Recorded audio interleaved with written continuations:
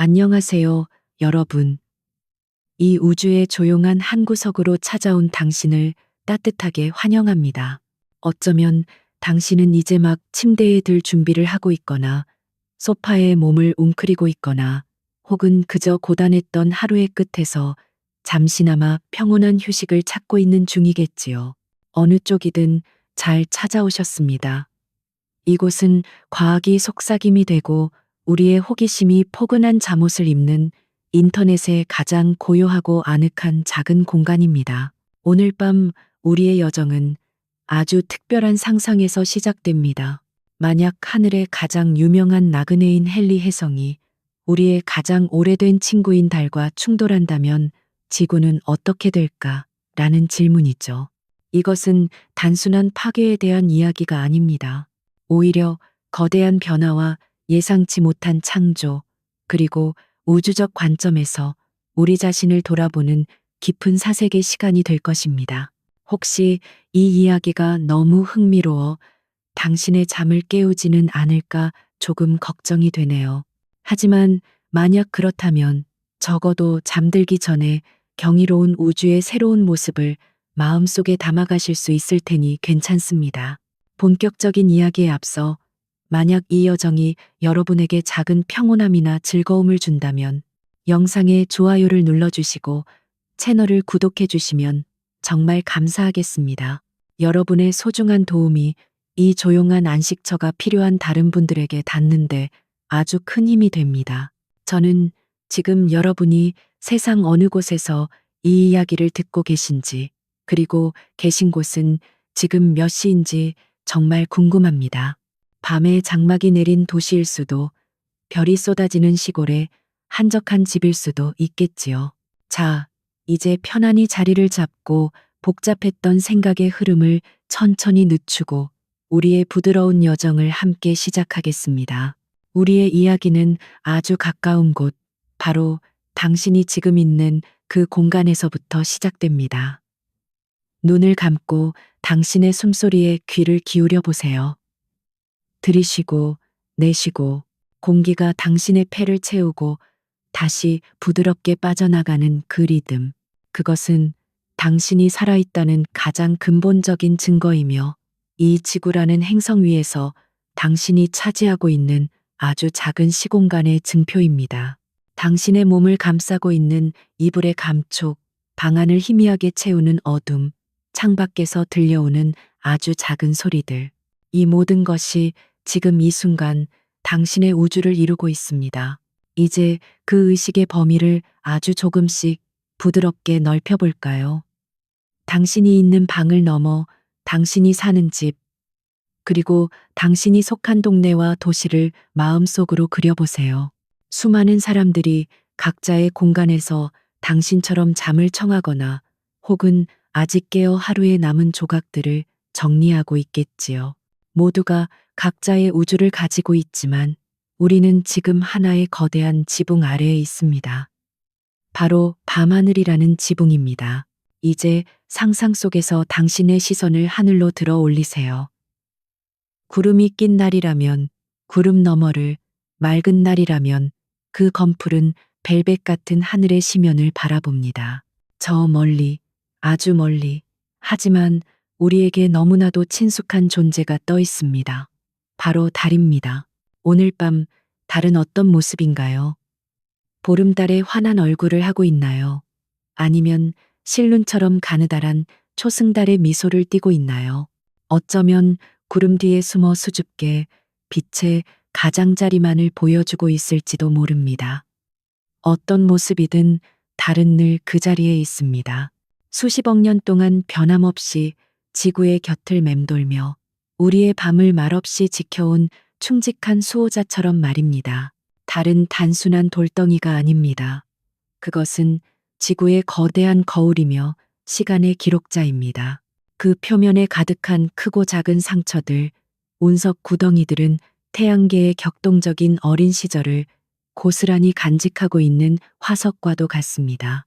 빛 한 줌 없는 그 고요의 바다들과 장엄하게 솟아오른 산맥들은 수억 년의 세월 동안 태양풍에 쓸리고 미세 운석에 부딪히며 빚어진 예술 작품입니다. 달에는 대기가 없어 바람이 불지 않고 물이 흘러 침식 작용을 일으키지도 않습니다. 그래서 아주 오래전 인류가 존재하기 훨씬 이전에 찍힌 발자국과도 같은 흔적들이 거의 영원히 보존됩니다. 달은 마치 태양계의 역사를 기록하기 위해 신이 펼쳐놓은 거대한 양피지 두루마리와도 같습니다. 우리는 달을 보며 소원을 빌고 시를 썼으며 사랑을 속삭였습니다. 달의 차고 이지러짐에 맞춰 씨앗을 심고 물때를 가늠했습니다. 인류의 신화와 전설, 예술과 과학은 달 없이는 지금과 같은 모습이 될 수 없었을 겁니다. 달은 우리의 무의식 속에 깊이 각인된 원형이며 우리가 밤하늘을 올려다볼 때 느끼는 막연한 향수와 경의의 근원입니다. 달은 또한 지구 생명의 정교한 조율자이기도 합니다. 그 강력한 중력은 지구의 자전축을 안정적으로 붙잡아 주어 극심한 기후 변화로부터 우리를 보호합니다. 만약 달이 없었다면 지구의 자전축은 마치 쓰러지기 직전의 팽이처럼 불안정하게 흔들렸을 것이고 하루는 지금보다 훨씬 짧아졌을 것이며 계절의 변화는 예측할 수 없을 정도로 극단적이 되어 생명체가 번성하기 어려운 환경이 되었을지도 모릅니다. 그리고 무엇보다도 다른 지구의 바다를 부드럽게 끌어당겨 조수간만이라는 거대한 숨결을 만들어냅니다. 밀물과 썰물은 해안 생태계에 영양분을 공급하고 지구 전체의 해류 순환에 영향을 미치며 어쩌면 아주 먼 옛날 바다에서 육지로 첫 발을 내디딘 생명의 진화에 결정적인 역할을 했을지도 모르는 일입니다. 이처럼 달은 밤하늘을 장식하는 아름다운 장식품이 아니라 우리 지구라는 생명 시스템의 심장 박동을 조절하는 필수적인 파트너인 셈입니다. 마치 오케스트라에 보이지 않는 지휘자처럼 다른 지구의 모든 생명 활동이 조화로운 리듬을 유지하도록 돕습니다. 이 고요하고 충직한 수호자. 수십억 년 동안 같은 자리에서 같은 얼굴만을 우리에게 보여주며 묵묵히 자신의 역할을 수행해온 존재. 달의 한쪽 면만을 우리가 볼 수 있다는 사실, 즉 동주기 자전이라는 현상은 달과 지구가 얼마나 깊고 오래된 관계로 묶여 있는지를 보여주는 아름다운 증거입니다. 마치 오랜 시간 함께 춤을 춰온 두 무용수처럼 지구의 중력은 달의 자전을 서서히 늦추어 결국 자신의 공전 주기와 완벽하게 맞물리게 만들었습니다. 그래서 달은 영원히 자신의 뒷모습을 우리에게 비밀로 간직한 채 신비로운 눈길로 우리를 마주보고 있는 것입니다. 이제 이 친숙하고 안정적인 풍경에서 아주 멀리 상상할 수 없을 만큼 멀리 떨어진 곳으로 우리의 시선을 옮겨봅시다. 태양계의 가장 어둡고 차가운 변방, 명왕성 궤도 너머의 광활한 공간. 그곳은 빛이 거의 닿지 않는 영원한 황혼의 영역이며 수조개의 얼음과 먼지 덩어리들이 마치 잠자는 씨앗처럼 태양의 부름을 기다리며 떠다니는 곳입니다. 오르트 구름이라 불리는 이 거대한 구체는 태양계를 희미하게 감싸고 있는 거대한 껍질과도 같습니다. 그 깊은 어둠과 정적 속에서 하나의 작은 얼음핵이 아주 미세한 중력의 교란을 느낍니다. 어쩌면 수백만 년에 한 번 지나가는 다른 별의 중력일 수도 있고 혹은 그저 이웃한 다른 천체와의 미묘한 상호작용일 수도 있습니다. 그 이유가 무엇이든 이 작은 존재의 운명은 그 순간 영원히 바뀌게 됩니다. 수십억 년간의 긴 잠에서 깨어나 태양을 향한 아주 길고 긴 낙하를 시작하는 것입니다. 이것이 바로 우리의 또 다른 주인공 헨리 혜성의 탄생 설화입니다. 물론 헨리 혜성은 오르트 구름보다 조금 더 가까운 카이퍼 벨트에서 왔을 가능성이 더 크다고 여겨지지만 그 본질은 같습니다. 태양계의 가장 차가운 외곽에서 태어난 시간의 편린을 간직한 고대의 나그네라는 점입니다. 혜성은 종종 더러운 눈덩이라는 다소 낭만적이지 않은 별명으로 불립니다. 하지만 저는 그 표현이 혜성의 진정한 아름다움을 담아내지 못한다고 생각합니다. 차라리 우주적 시간 캡슐이라고 부르는 것이 더 어울릴 겁니다. 혜성의 핵은 물의 얼음뿐만 아니라 메탄, 암모니아, 이산화탄소와 같은 온갖 종류의 얼어붙은 가스들과 함께 태양계가 처음 형성될 때의 먼지와 암석 조각들이 뒤섞여 만들어진 것입니다. 이것은 약 46억 년 전 태양과 행성들을 만들고 남은 원시 물질의 순수한 견본입니다. 혜성의 핵 하나하나는 태양계의 탄생 비화를 속삭여주는 작은 예언자와도 같습니다. 헨리 혜성은 그 수많은 혜성들 중에서도 우리에게 가장 특별한 존재입니다. 약 76년이라는 인간의 삶과 거의 비슷한 주기를 가지고 태양을 찾아오는 덕분에 한 사람이 일생에 한 번, 운이 좋다면 두 번까지도 그 모습을 볼 수 있기 때문입니다. 고대의 바빌로니아 점성술사들부터 중세의 연대기 작가들, 그리고 현대의 천문학자들에 이르기까지 헨리 혜성은 인류의 역사 기록과 함께 밤하늘을 가로질러 왔습니다. 어떤 시대에는 전쟁이나 재앙의 불길한 징조로 여겨지기도 했고, 어떤 시대에는 위대한 왕의 탄생을 알리는 길조로 해석되기도 했습니다.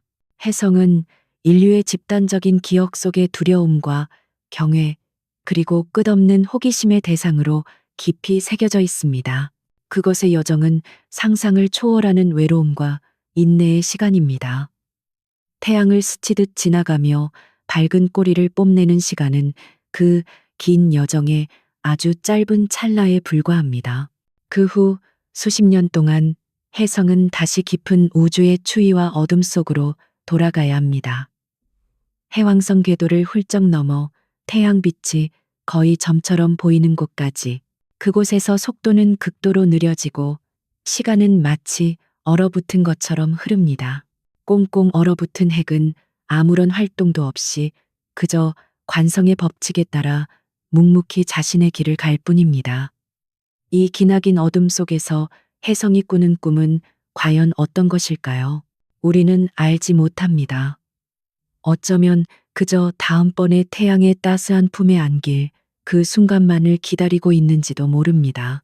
이것은 과학계에서 아직 풀리지 않은 흥미로운 질문을 던집니다. 태양계 외곽의 그 수많은 혜성들은 어떻게 그토록 안정적인 궤도를 유지하다가 어느 날 갑자기 태양을 향한 여행을 시작하게 되는 걸까요?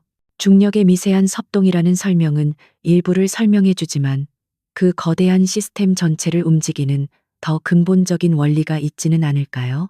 우주는 우리가 생각하는 것처럼 텅 빈 공간이 아니라 보이지 않는 중력의 강물과 조류가 흐르는 거대한 바다와도 같습니다. 그리고 혜성들은 그 흐름에 몸을 맡긴 채 예측할 수 없는 여정을 떠나는 작은 돛담배들과도 같은 존재일지도 모릅니다. 여기 우리의 두 주인공이 있습니다. 한 명은 지구라는 행성 곁을 묵묵히 맴돌며 안정과 질서, 예측 가능성의 상징이 된 존재, 바로 달입니다. 마치 자신의 집 주위를 맴도는 충직한 반려견처럼 달의 궤도는 거의 변하지 않으며 우리에게 익숙한 편안함을 줍니다. 그리고 저 멀리 다른 한 명은 태양계의 끝과 끝을 오가는 고독한 방랑자, 변화와 예측 불가능성의 상징인 헨리 혜성입니다. 혜성의 등장은 언제나 하나의 사건이며 밤하늘의 고요한 질서를 잠시 깨뜨리는 예기치 못한 방문객입니다. 하나는 바위와 흙으로 이루어진 자신의 빛 없이 오직 태양빛을 반사하여 빛나는 조용한 존재입니다. 다른 하나는 얼음과 먼지로 이루어져 태양에 가까워질수록 스스로 빛과 가스를 뿜어내며 밤하늘의 가장 화려한 주인공이 되는 역동적인 존재입니다. 이 둘은 마치 물과 기름처럼 밤과 낮처럼 정착민과 유목민처럼 서로 다른 본질을 가지고 있습니다. 수십억 년 동안 이 둘의 경로는 한 번도 겹친 적이 없었습니다. 다른 지구 주위에 안전한 항구를 돌고 혜성은 태양계라는 거대한 대양을 가로질러 항해했습니다. 그들은 서로의 존재를 알지 못한 채 각자의 시간과 공간 속에서 우주의 법칙에 따라 움직여 왔습니다. 하지만 상상해 보세요. 만약 이 둘의 궤적이 아주 작은 계산착오나 혹은 우주적 우연으로 인해 어느 날 하나의 시공간에서 만나게 된다면 어떻게 될까요? 안정과 변화, 바위와 얼음, 침묵과 포효가 정면으로 충돌하는 그 순간 우주는 과연 어떤 새로운 이야기를 쓰게 될까요? 우리의 이야기는 바로 이 거대한 질문 앞에서 시작됩니다. 이것은 단순한 두 천체의 충돌 시나리오가 아닙니다. 이것은 서로 다른 두 세계, 두 운명, 두 역사가 만나 하나의 새로운 현실을 창조하는 과정에 대한 명상입니다. 우리가 당연하게 여겼던 밤하늘의 풍경, 지구의 안정된 환경, 그리고 우주 속 우리의 위치에 대한 근본적인 질문을 던지는 여정입니다. 이제 숨을 한번 깊게 들이쉬고 마음을 편안하게 하세요. 다음 장에서는 이 외로운 나그네 헨리 혜성이 태양을 향해 다가오며 겪는 경이로운 변화와 함께 그 운명적인 만남을 향한 필연적인 궤적을 함께 따라가 보겠습니다. 밤은 깊어지고 우주의 이야기는 이제 막 첫 페이지를 넘겼습니다.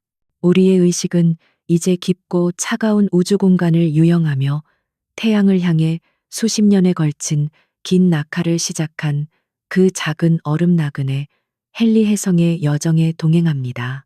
상상해 보세요.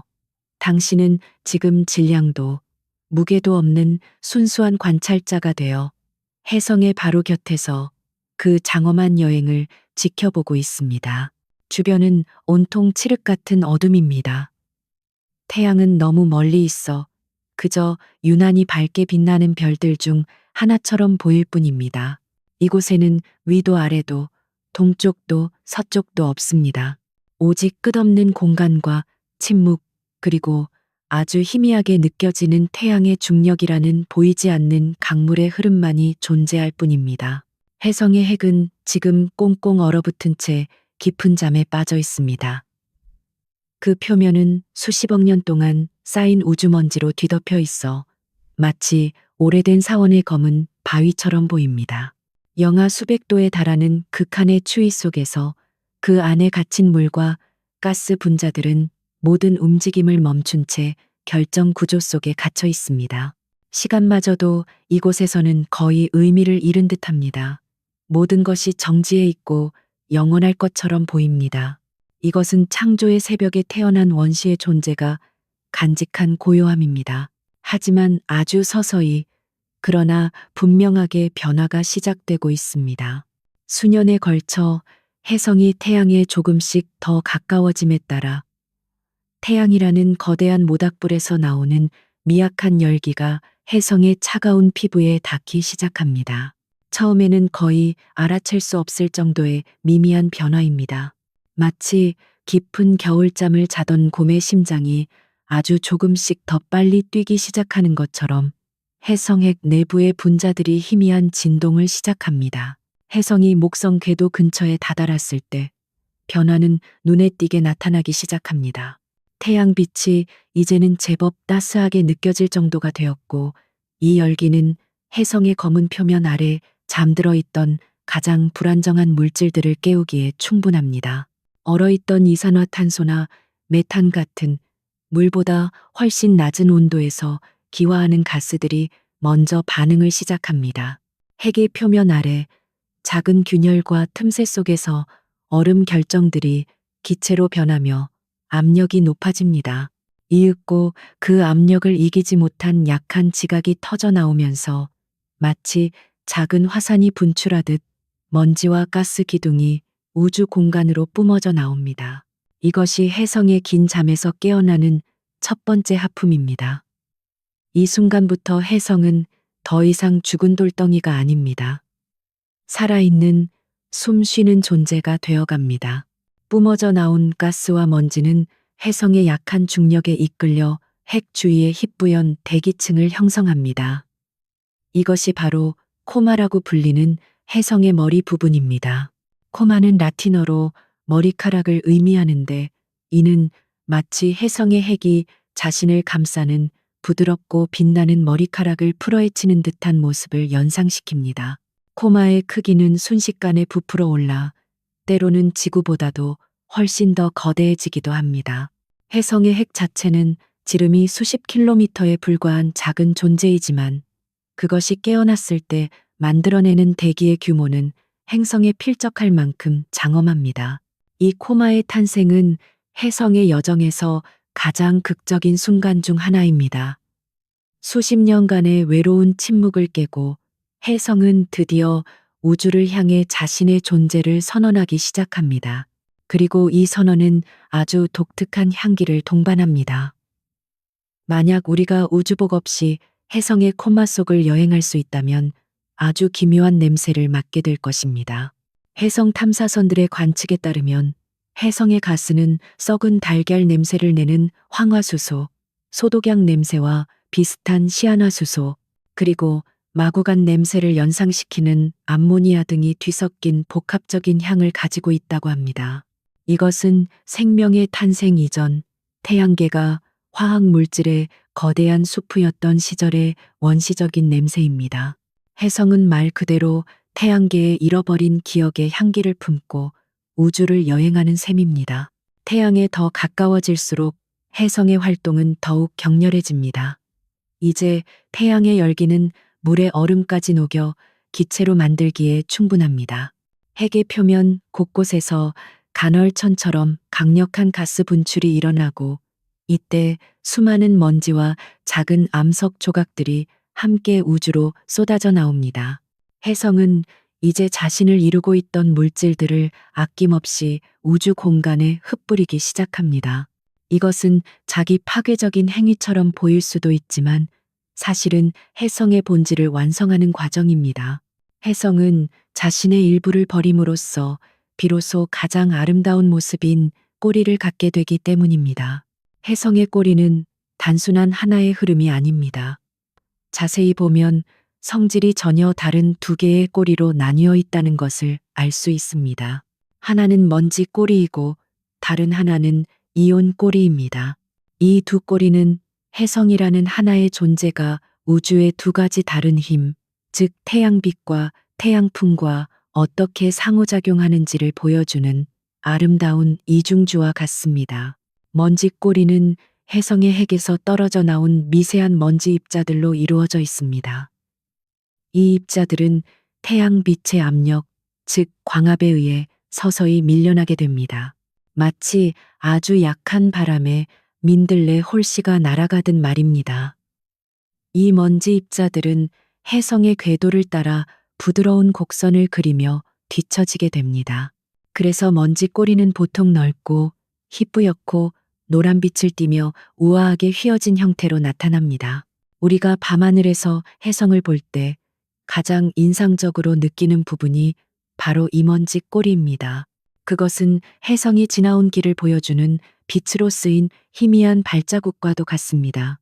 수많은 유성우, 즉 별똥별들은 지구가 바로 이 혜성들이 남기고 간 먼지 꼬리의 흔적을 통과할 때 생겨나는 아름다운 현상입니다. 반면 이온 꼬리는 훨씬 더 신비롭고 극적인 과정을 통해 만들어집니다. 혜성의 코마를 이루는 가스 분자들이 강력한 태양의 자외선에 의해 전자를 잃고 양전하를 띤 이온으로 변합니다. 이렇게 이온화된 입자들은 태양에서 불어오는 초고속의 하전 입자 흐름, 즉 태양풍에 의해 아주 강력하게 밀려나게 됩니다. 태양풍은 시속 수백 킬로미터에 달하는 우주적 폭풍과도 같아서 혜성의 이온들을 마치 바람에 나부끼는 깃발처럼 태양의 정반대 방향으로 똑바로 뻗어 나가게 만듭니다. 그래서 이온 꼬리는 항상 가늘고 푸른 빛을 띠며 태양을 등지고 곧게 뻗어 있는 형태로 나타납니다. 이 푸른 빛은 일산화탄소 이온이 태양빛을 받아 형광을 발하기 때문에 생기는 현상입니다. 이온 꼬리는 혜성이 지금 이 순간 태양이라는 거대한 별에 보이지 않는 힘과 어떻게 직접적으로 씨름하고 있는지를 보여주는 생생한 증거입니다. 이 두 개의 꼬리를 가진 혜성의 모습은 고대인들에게 왜 그토록 강렬한 인상을 남겼는지 쉽게 짐작하게 합니다.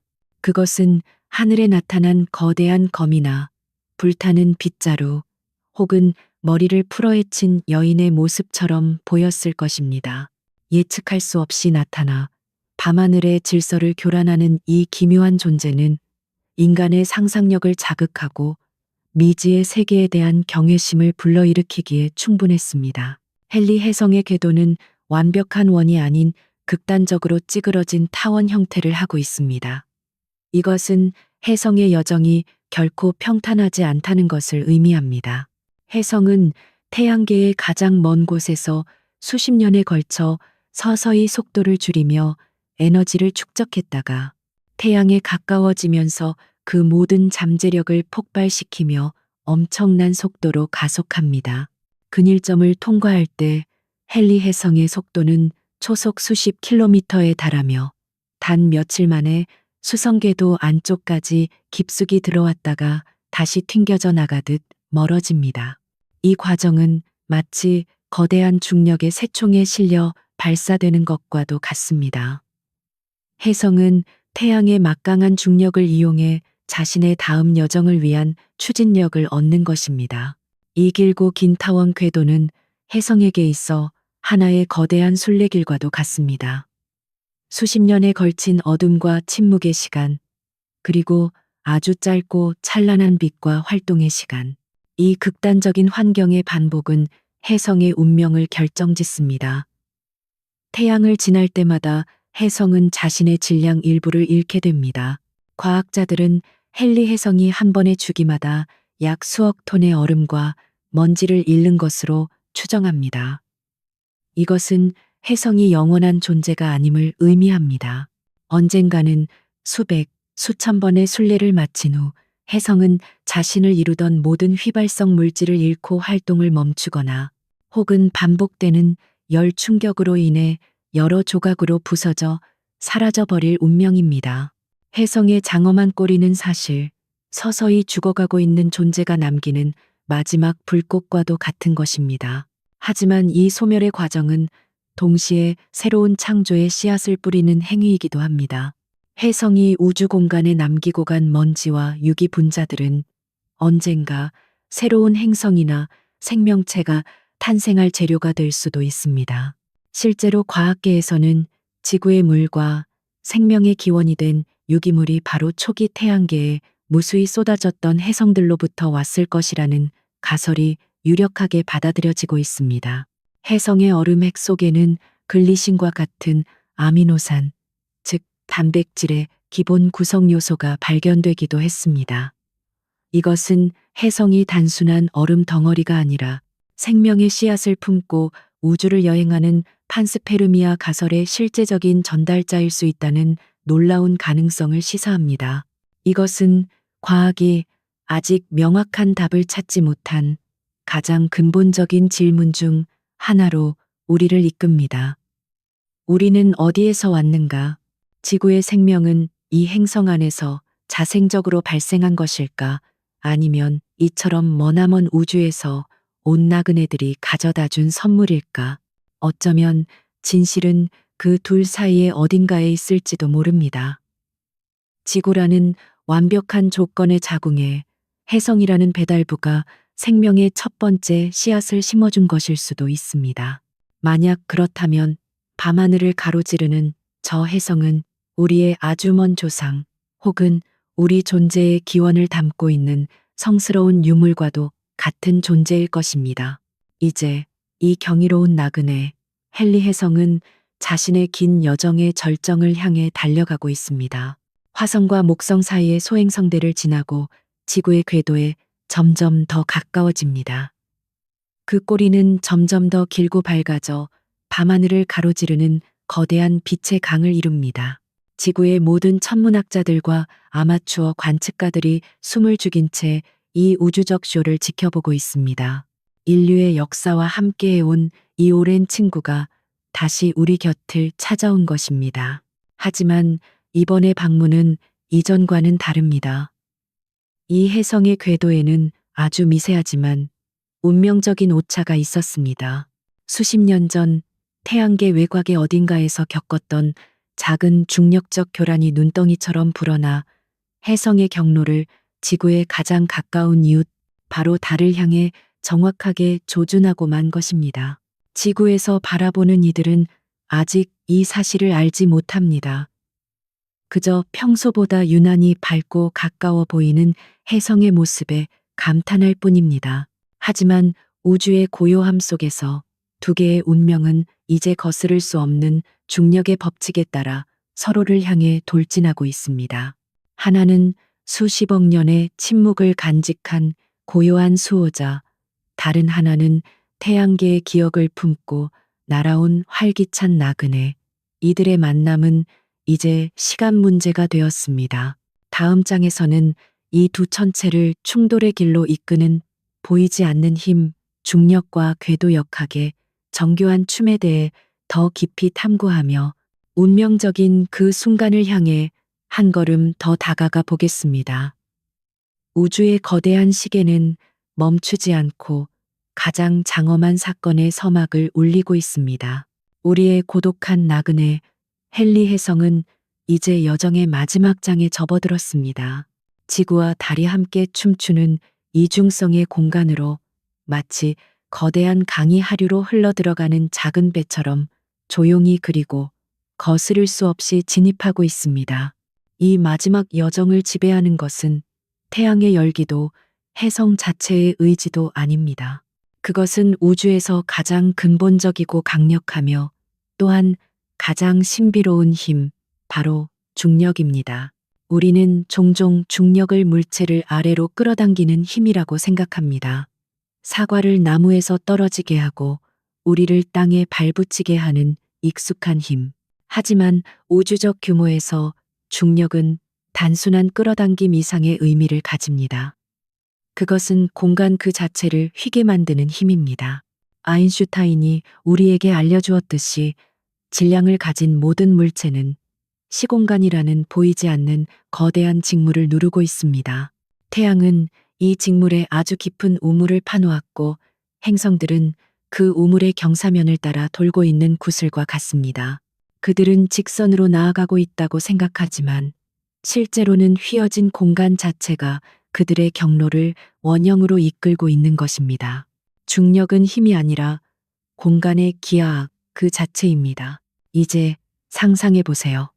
지구와 다른 이 시공간 직물 위에 놓인 서로 아주 가까운 두 개의 쇠구슬과 같습니다.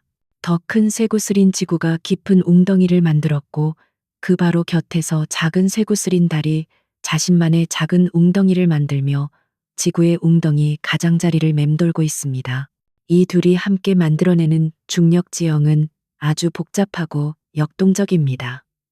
두 웅덩이가 서로의 모양에 영향을 주어 주변의 시공간을 잔물결처럼 일그러뜨립니다. 헨리 혜성은 바로 이 복잡하게 일그러진 중력의 바다로 들어온 것입니다. 저 멀리 태양계 외곽에 있을 때 혜성의 경로는 오직 태양이라는 가장 깊은 우물의 영향을 받았습니다. 하지만 이제 지구와 달의 연합된 중력이 태양의 영향력에 필적할 만큼 어쩌면 그 이상으로 강력하게 혜성의 경로에 개입하기 시작합니다. 혜성은 더 이상 태양만을 중심으로 도는 순례자가 아닙니다. 이제는 지구와 달이라는 두 무용수가 추는 왈츠의 리듬에 이끌리는 새로운 파트너가 되었습니다. 이것은 천체 역학에서 삼체 문제라고 불리는 아주 유명하고 풀기 어려운 문제의 실제적인 예시가 됩니다. 두 개의 천체가 서로의 중력에만 영향을 받는 경우 우리는 그들의 미래 경로를 뉴턴의 법칙을 이용해 아주 정확하게 계산할 수 있습니다. 그것은 아름답고 예측 가능한 왈츠와 같습니다. 하지만 여기에 세 번째 천체가 끼어드는 순간 그 춤은 예측 불가능한 혼돈의 프리스타일 재즈로 변해버립니다. 세 천체는 서로를 끊임없이 끌어당기고 밀어내며 아주 미세한 초기 조건의 차이가 시간이 지남에 따라 완전히 다른 결과를 낳는 나비 효과를 일으킵니다. 우리의 가장 강력한 슈퍼컴퓨터조차도 삼체 문제의 장기적인 해를 완벽하게 예측하지 못합니다. 우주의 정교한 시계는 때로 인간의 계산 능력을 훌쩍 뛰어넘는 복잡성을 숨기고 있는 것입니다. 하지만 지금 헨리 혜성이 처한 상황은 장기적인 예측이 필요 없는 아주 명확한 종착역을 향해 가고 있습니다. 혜성은 이미 운명의 문턱을 넘어섰습니다.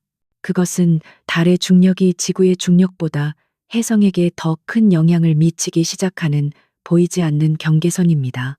이 경계선을 넘는 순간 혜성의 주된 중력 파트너는 지구가 아닌 달이 됩니다. 이제 혜성은 달이라는 작은 웅덩이의 가장자리로 굴러떨어지기 시작한 구슬과 같아서 다른 어떤 힘도 이 경로를 바꿀 수 없게 됩니다. 충돌은 더 이상 가능성이 아니라 정해진 미래, 즉 필연이 된 것입니다. 이 필연적인 궤적을 좀 더 깊이 이해하기 위해 우리는 라그랑주점이라는 흥미로운 개념을 떠올려 볼 수 있습니다.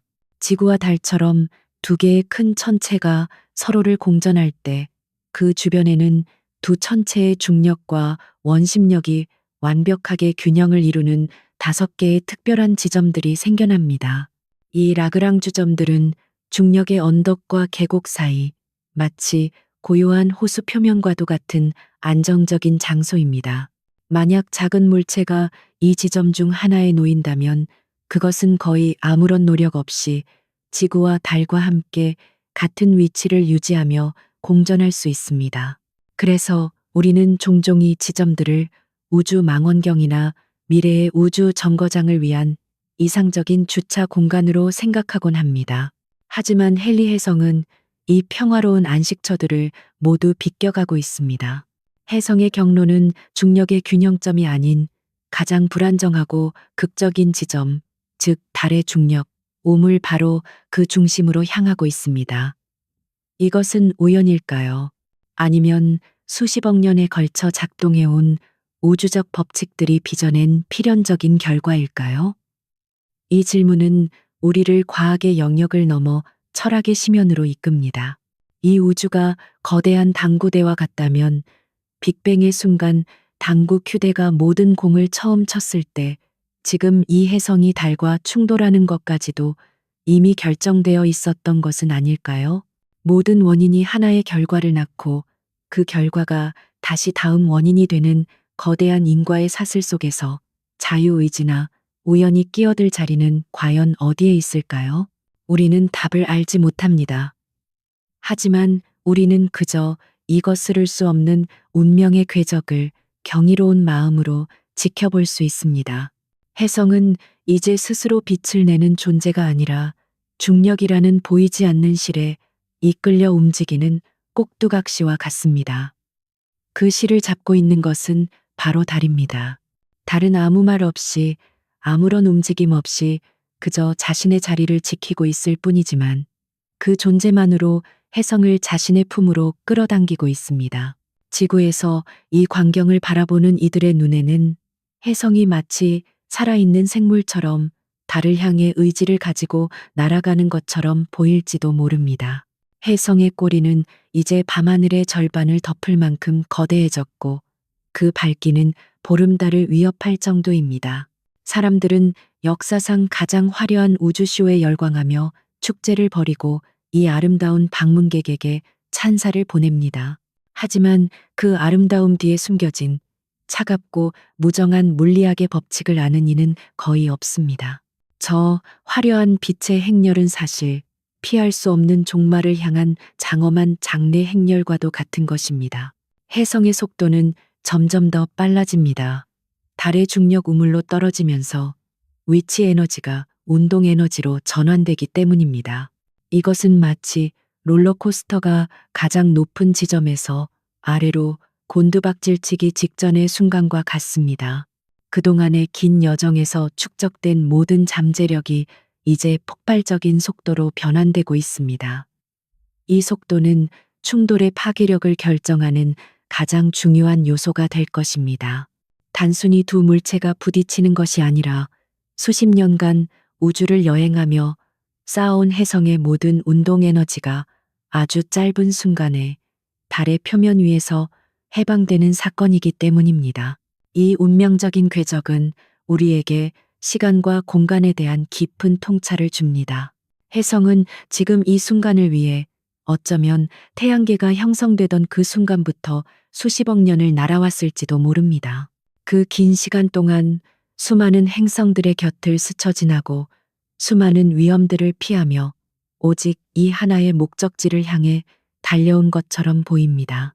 그것의 경로는 과거의 모든 중력적 상호작용들이 기록된 하나의 역사책과도 같습니다. 그리고 그 역사의 마지막 페이지가 지금 바로 달의 표면 위에서 쓰이려고 하고 있습니다. 이것은 우리 자신의 삶에 대한 은유가 될 수도 있습니다.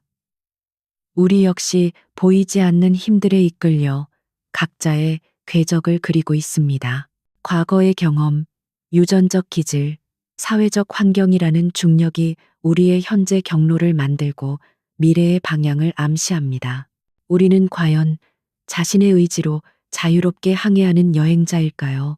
아니면 거스를 수 없는 운명의 궤적을 따라가는 혜성과 같은 존재일까요? 어쩌면 우리는 그 둘 다일지도 모릅니다. 정해진 중력의 법칙 안에서 자신만의 고유한 춤을 추는 존재. 이제 충돌까지는 얼마 남지 않았습니다. 혜성의 코마는 이미 달의 희미한 대기, 즉 외기권과 부딪히기 시작했습니다. 아주 미세한 입자들이 서로 충돌하며 보이지 않는 마찰을 일으키고 혜성의 경로의 마지막이고 미미한 저항을 시도합니다. 하지만 이것은 거대한 폭포수를 향해 헤엄치는 연어의 몸부림처럼 이미 정해진 운명을 바꾸기에는 너무나 미약합니다. 우주의 관점에서 보면 이것은 파괴가 아닙니다. 이것은 변화의 한 형태일 뿐입니다.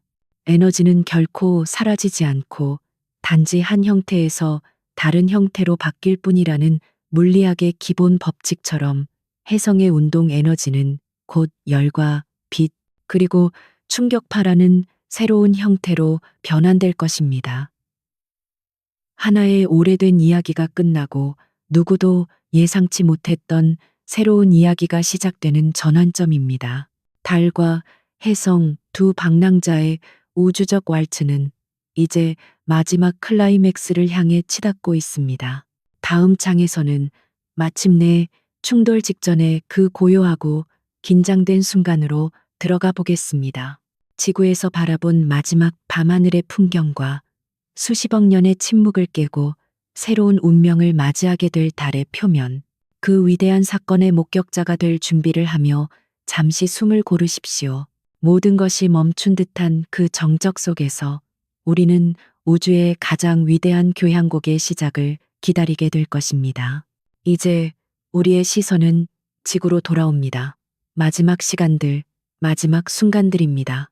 전 세계의 도시와 마을, 산과 바다에서 수많은 사람들이 하던 일을 멈추고 밤하늘을 올려다보고 있습니다. 텔레비전과 인터넷은 이 역사적인 천체 현상을 생중계하고 있지만 많은 이들은 자신의 눈으로 직접 목격하기 위해 밖으로 나왔습니다. 아이들은 잠옷바람으로 아빠의 목마를 타고 연인들은 서로의 어깨에 기댄 채 노부부는 말없이 손을 잡고 하늘을 바라봅니다. 오늘 밤 인류는 하나의 거대한 가족이 되어 같은 하늘을 공유하고 있습니다. 하늘에는 이제 두 개의 달이 떠 있는 것처럼 보입니다. 하나는 우리가 늘 보아왔던 은은하고 차분한 빛의 진짜 달입니다. 그 표면에 익숙한 무늬, 고요의 바다와 어두운 분화구들이 만들어내는 토끼의 형상이 오늘따라 유난히 선명해 보입니다. 그리고 그 바로 곁에 마치 경쟁이라도 하듯 훨씬 더 밝고 역동적인 빛을 뿜어내는 또 하나의 존재가 있습니다. 바로 헨리 혜성입니다.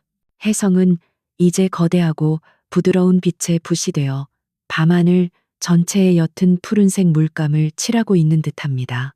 그 머리 부분, 즉 코마는 보름달보다도 몇 배나 더 커 보이며 그 중심에서는 다이아몬드처럼 밝은 핵이 빛나고 있습니다. 그리고 그 뒤로는 장대한 두 개의 꼬리가 부채처럼 펼쳐져 마치 하늘의 여신이 자신의 투명한 베일을 늘어뜨린 것처럼 보입니다. 먼지 꼬리는 은은한 금빛으로 휘어져 있고 이온 꼬리는 날카로운 사파이어 빛으로 곧게 뻗어 있습니다. 이 둘의 조화는 인간이 만들어낸 그 어떤 예술 작품으로도 흉내낼 수 없는 우주적인 아름다움을 자아냅니다. 사람들은 감탄사를 터뜨리고 사진을 찍으며 이 순간을 기록하려 했습니다. 하지만 이 모든 광경 속에는 기묘한 부조화가 존재합니다. 그것은 바로 침묵입니다. 우리는 저토록 거대하고 밝은 존재가 시속 수만 킬로미터의 속도로 우리 곁을 지나가고 있다는 사실을 알고 있지만 우리의 귀에는 아무 소리도 들리지 않습니다. 오직 여름밤의 귀뚜라미 소리나 멀리서 들려오는 도시의 희미한 소음뿐입니다. 이 장엄한 우주 드라마는 완벽한 무음으로 상영되고 있습니다. 이 침묵은 우주가 얼마나 광대하고 텅 비어 있는지를 상기시켜 줍니다. 소리는 공기라는 매질을 통해 전달되는 진동입니다. 하지만 지구의 대기권을 벗어난 우주 공간은 거의 완벽한 진공 상태이므로 소리가 전달될 매질이 없습니다. 저 거대한 혜성이 달을 향해 돌진하는 동안 수많은 가스가 분출되고 먼지 폭풍이 휘몰아치겠지만 그 모든 격렬한 활동은 단 한 치의 소리도 만들어내지 못합니다. 우주는 가장 위대한 사건들을 가장 완벽한 고요함 속에서 치러냅니다. 이것은 우리의 감각이 우주의 실체를 이해하는데 얼마나 제한적인지를 보여주는 겸허한 교훈입니다. 사람들의 눈에는 혜성이 마치 달과 입맞춤이라도 하려는 듯 아주 우아하고 느리게 다가가는 것처럼 보입니다. 우리의 뇌는 멀리 있는 거대한 물체의 속도를 제대로 인지하지 못하기 때문입니다. 하지만 실제로는 총알보다 수십 배나 빠른 속도로 인류가 만들어낸 그 어떤 비행체보다도 월등한 속도로 충돌을 향해 가고 있습니다. 지구에서 보는 낭만적인 풍경과 실제 우주 공간에서 벌어지고 있는 물리적 현실 사이에는 이처럼 거대한 간극이 존재합니다. 우리는 그저 우리에게 허락된 빛의 정보만을 가지고 이 사건의 아주 작은 단면을 엿볼 뿐입니다. 이제 우리의 의식을 다시 한번 지구의 대기권 밖으로 저 고요하고 장엄한 사건의 중심으로 옮겨가 봅시다. 지구의 푸른빛과 혜성의 푸른빛이 함께 어우러져 신비로운 빛을 발하는 달의 표면으로 말입니다. 당신은 지금 충돌이 예정된 바로 그 지점에 서 있습니다. 이곳은 달의 앞면, 지구를 영원히 마주보는 폭풍의 대양이라 불리는 거대한 평원 어딘가입니다. 주위를 둘러보세요. 끝없이 펼쳐진 회색빛 평원. 이곳을 덮고 있는 것은 흙이 아니라 레골리스라고 불리는 아주 미세하고 날카로운 입자들의 두꺼운 층입니다. 수십억 년 동안 크고 작은 운석들과 미세 유성체들이 끊임없이 달의 표면을 때리면서 단단한 암석을 밀가루처럼 잘게 부수어 놓은 것입니다. 이 레골리스는 단순한 먼지가 아닙니다. 그것은 태양계의 역사가 기록된 거대한 도서관의 책들과도 같습니다. 각각의 입자 안에는 태양풍에 실려온 원소들, 먼 과거의 운석 충돌로 녹아내린 유리 조각들, 그리고 우주 방사선에 의해 변형된 광물의 흔적들이 고스란히 담겨 있습니다. 이곳의 먼지 한 줌은 지구의 그 어떤 암석보다도 오래되고 원시적인 역사를 품고 있습니다. 아폴로 우주 비행사들은 이달의 먼지에서 아주 독특한 냄새가 난다고 보고했습니다. 우주선 안으로 묻어 들어온 먼지에서 그들은 갓 사용한 화약이나 젖은 재와 비슷한 아주 날카롭고 금속성의 냄새를 맡았습니다. 이것은 아마도 레골리스 입자들이 지구의 공기와 물에 처음으로 반응하면서 내는 냄새일 것입니다. 수십억 년간 진공 속에 갇혀 있던 고대의 돌들이 처음으로 숨을 내쉬는 순간의 향기. 그것은 우리가 상상할 수 있는 가장 고독하고 오래된 냄새일 것입니다. 이곳에는 바람이 불지 않습니다. 대기가 없기 때문입니다. 그래서 모든 것은 절대적인 정지 상태에 있습니다. 당신이 남긴 발자국은 수백만 년 후에도 처음과 똑같은 모습으로 남아있을 것입니다. 그림자는 잉크를 부어놓은 것처럼 짙고 그 경계는 칼로 자른 듯 선명합니다. 저 멀리 보이는 산의 능선은 대기의 산란 효과가 없어 믿을 수 없을 만큼 뚜렷하고 가깝게 느껴집니다. 그리고 이 모든 풍경 위로 소리라는 개념 자체가 존재하지 않는 완벽한 침묵이 흐릅니다. 이곳의 침묵은 단순히 소리가 없는 상태가 아니라 그 자체로 하나의 강력한 존재감을 가진 실체처럼 느껴집니다. 이제 하늘을 올려다보세요.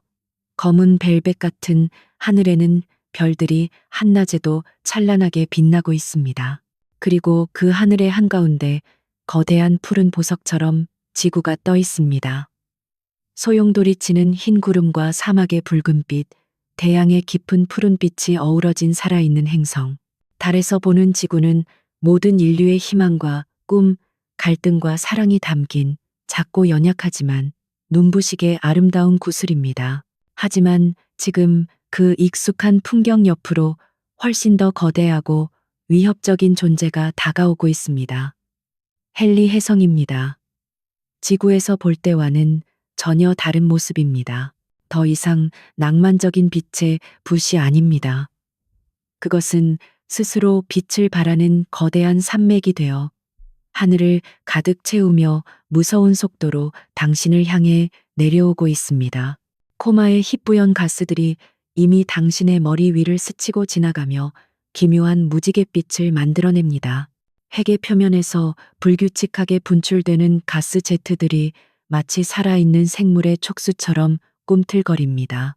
혜성이 가까워짐에 따라 달의 풍경은 이전에는 결코 볼 수 없었던 기묘한 빛과 그림자의 연극 무대로 변합니다. 혜성이 발하는 푸른빛이 달의 회색 평원을 기묘한 새벽빛으로 물들이고 당신의 그림자 옆에 또 하나의 길고 희미한 그림자를 만들어냅니다.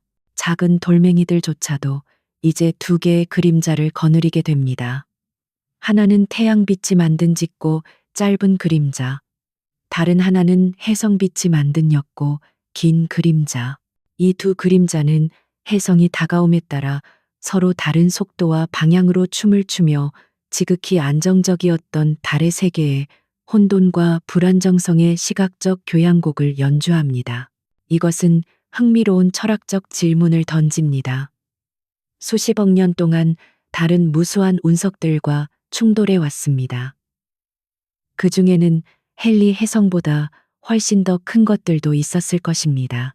하지만 그 모든 사건들은 아무런 관찰자 없이 완벽한 고독 속에서 일어났습니다. 그렇다면 그 사건들은 정말로 일어난 것일까요? 관찰되지 않은 사건에 의미가 있을까요? 숲속에서 나무가 쓰러질 때 아무도 듣지 못했다면 소리가 난 것인가? 라는 오래된 질문처럼 말입니다. 하지만 이 충돌은 다릅니다. 저 멀리 푸른 행성에서 수십억의 지적인 생명체들이 숨을 죽인 채 이 순간을 지켜보고 있습니다. 인류의 관찰이라는 행위가 이 충돌의 이전에 그 어떤 충돌도 갖지 못했던 특별한 의미와 역사를 부여하고 있습니다. 어쩌면 우주는 관찰자를 통해 비로소 자신을 인식하고 그 의미를 완성하는 것인지도 모릅니다. 이제 정말 마지막 순간입니다. 혜성의 핵은 하늘 전체를 뒤덮을 만큼 거대해졌습니다. 그 표면의 계곡과 균열, 얼음 절벽들이 맨눈으로 보일 정도입니다. 수십억 년의 세월을 품고 날아온 고대의 여행자가 마침내 자신의 긴 여정의 종착지에 도달했습니다. 달의 표면에 드리워졌던 혜성의 그림자가 이제 혜성 자신과 하나가 되었습니다.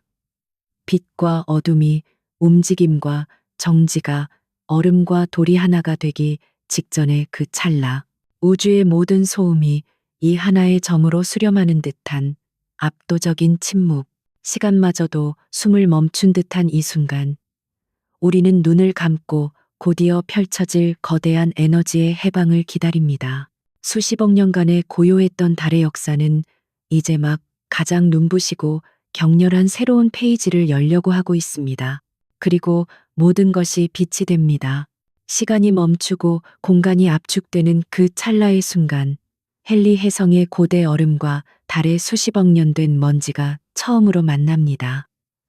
이것은 우리가 아는 의미의 충돌이 아닙니다. 두 개의 고체가 부딪혀 튕겨나가는 그런 종류의 사건이 아닙니다. 이것은 그보다 훨씬 더 근본적이고 원초적인 에너지의 변환 과정입니다. 초속 수십 킬로미터라는 초고속의 영역에서는 물질의 고유한 성질, 즉 얼음의 단단함이나 돌의 견고함은 아무런 의미를 갖지 못합니다. 모든 것은 오직 질량과 속도라는 두 가지 변수로 환원됩니다.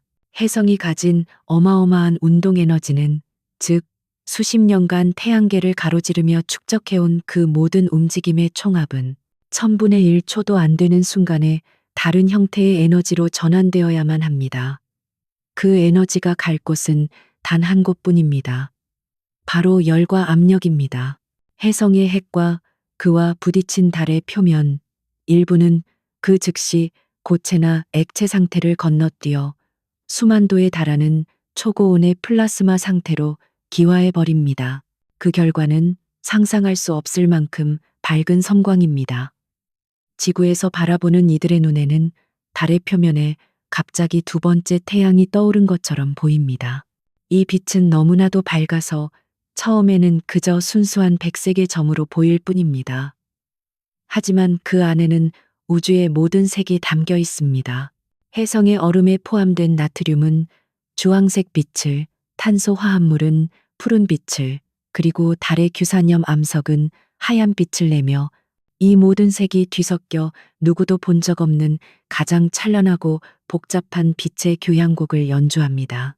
이 섬광은 아주 잠시 동안 밤이었던 지구의 반대편까지 대낮처럼 밝히고 가장 깊은 바닷속 해구에까지 그 희미한 빛을 전달할 정도입니다.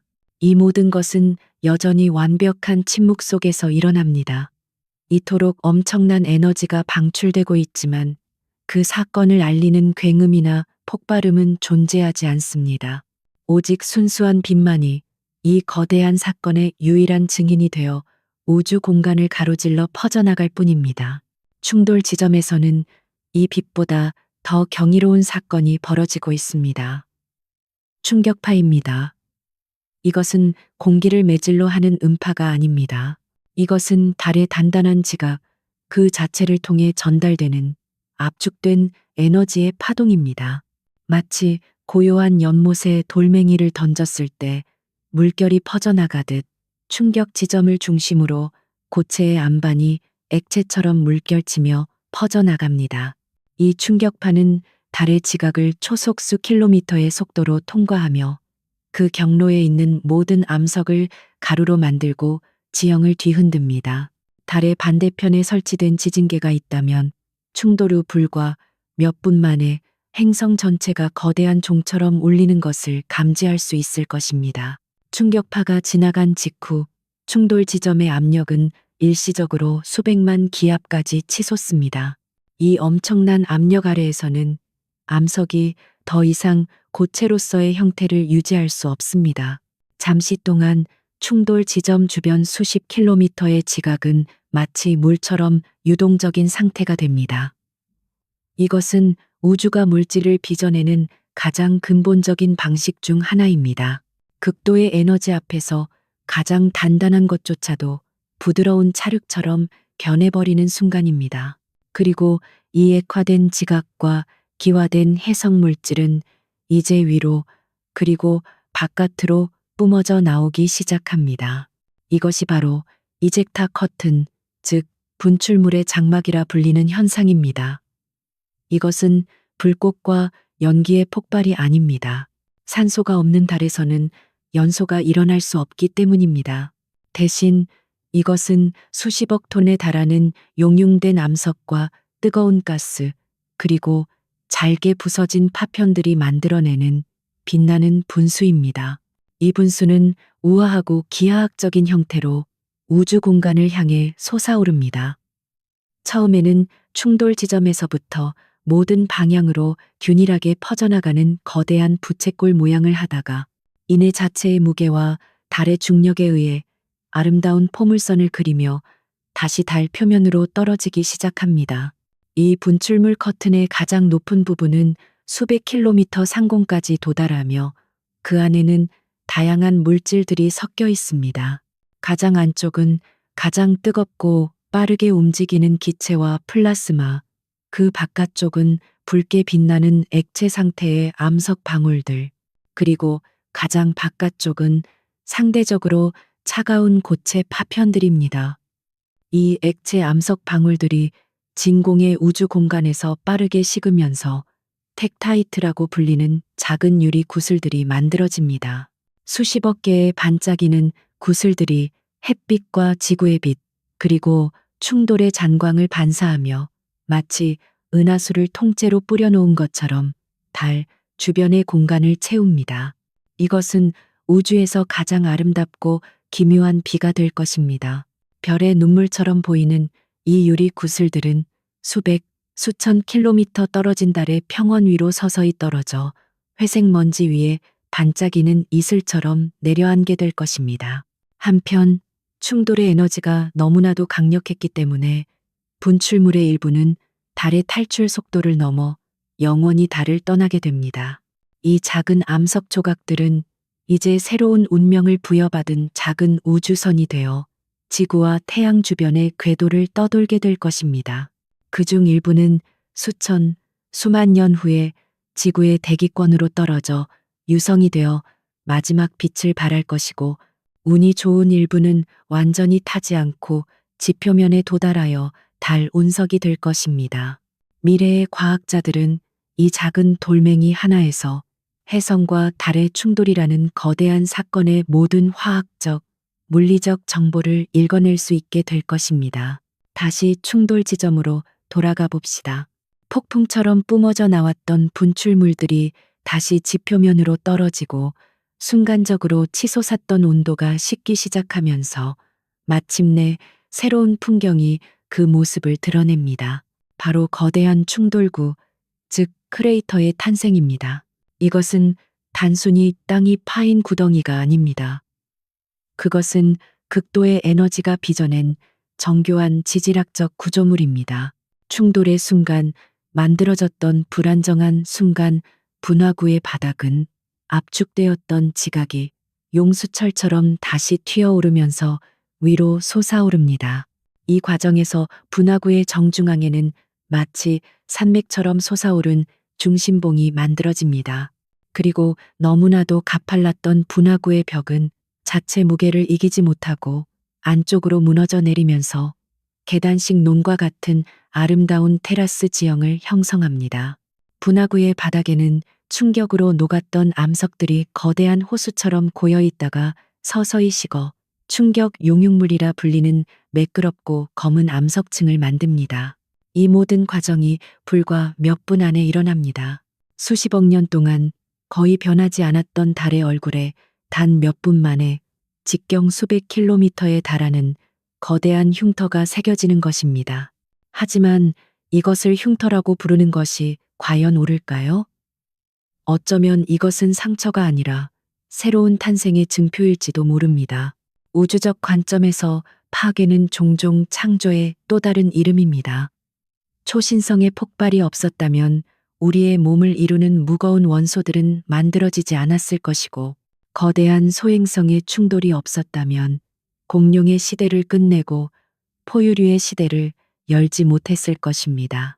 이처럼 헨리 혜성의 죽음은 달 위에 새로운 지형을 탄생시키고 지구를 포함한 주변 세계에 새로운 물질을 공급하는 하나의 거대한 창조적 행위인 셈입니다. 지구에서 이 광경을 지켜보는 이들은 이 모든 세부적인 과정을 볼 수는 없습니다. 그들의 눈에는 그저 눈부시게 밝았던 빛이 서서히 사그라들고 그 자리에 이전에는 볼 수 없었던 거대한 어두운 점이 나타나는 것만 보일 뿐입니다. 마치 하얀 도화지 위에 검은 잉크 한 방울이 떨어진 것처럼. 하지만 망원경을 통해 본다면 그 어두운 점 주변으로 마치 빛의 후광처럼 방사형으로 뻗어나가는 밝은 줄무늬들을 볼 수 있을 것입니다. 이것은 충돌의 여파로 멀리까지 흩뿌려진 새로운 분출물들이 햇빛을 더 밝게 반사하기 때문에 생기는 광조입니다. 달의 얼굴에 새로운 주름이 별빛으로 새겨진 영원한 상처가 탄생한 것입니다. 이 새로운 크레이터는 이제 달의 가장 눈에 띄는 특징이 될 것입니다. 미래의 인류는 더 이상 달에서 토끼를 찾지 않을지도 모릅니다. 대신 그들은 저 거대한 상처를 보며 헨리 혜성과의 운명적인 만남을 기억하고 우주의 장엄한 힘과 그 안에서 인류가 얼마나 연약하고 작은 존재인지를 되새기게 될 것입니다. 하나의 사건이 끝났습니다. 하지만 진정한 이야기는 이제부터 시작입니다. 이 충돌이 남긴 여파는 이제 막 달과 지구, 그리고 그 주변의 우주 공간으로 퍼져나가기 시작했기 때문입니다. 다음 장에서는 이 거대한 충돌이 남긴 유산, 즉 달의 궤도와 지구의 밤하늘에 어떤 예측하지 못했던 변화를 가져오게 될지를 탐험해 보겠습니다. 가장 격렬했던 순간은 지났지만 가장 깊고 오래 지속될 변화의 물결은 이제 막 밀려오기 시작했습니다. 충돌의 가장 격렬한 순간이 남긴 눈부신 빛의 잔상이 서서히 잦아들자 우주는 다시 깊은 침묵 속으로 돌아가는 듯 보입니다. 달의 표면에는 새로운 상처가 영원히 새겨졌고 지구의 밤하늘에는 잠시 동안 어두운 공백이 찾아옵니다. 하지만 이것은 끝이 아닙니다. 이것은 단지 한 악장이 끝나고 더 조용하지만 훨씬 더 광범위한 영향을 미치는 다음 악장이 시작되는 순간에 불과합니다. 이제 우리의 시선은 충돌 지점에서 벗어나 그 충돌이 우주 공간으로 흩뿌려 놓은 수십억 톤의 유산, 즉 먼지와 파편의 거대한 구름을 따라가야 합니다. 상상해 보세요. 달에서 뿜어져 나온 분출물의 거대한 기둥은 이제 그 형태를 잃고 마치 물감 방울이 깨끗한 물 속으로 퍼져나가듯 지구와 달 사이의 공간으로 흩어지고 있습니다. 이것은 충돌의 유령이며 사건의 메아리입니다. 이 구름 속에는 달의 지각을 이루던 규산염 먼지, 충격으로 녹았다 굳은 반짝이는 유리 구슬들, 그리고 헨리 혜성의 핵에 갇혀 있던 고대의 얼음 결정들이 뒤섞여 있습니다. 바위와 얼음, 과거와 현재가 뒤섞인 이 혼돈의 구름은 이제 새로운 주인을 만나게 됩니다. 바로 지구의 중력입니다. 분출물의 대부분은 달의 중력을 완전히 벗어나지 못하고 몇 시간 또는 며칠에 걸쳐 포물선을 그리며 다시 달의 표면으로 비처럼 쏟아져 내릴 것입니다. 이것은 달 전체를 뒤덮는 거대한 먼지 폭풍을 일으키며 수십억 년간 쌓여온 고요한 먼지 위에 새로운 지층을 만들게 될 것입니다. 하지만 분출물 중 가장 빠른 속도를 가졌던 일부는 달의 중력을 뿌리치고 더 큰 힘, 즉 지구의 중력 우물 속으로 이끌려 들어갑니다.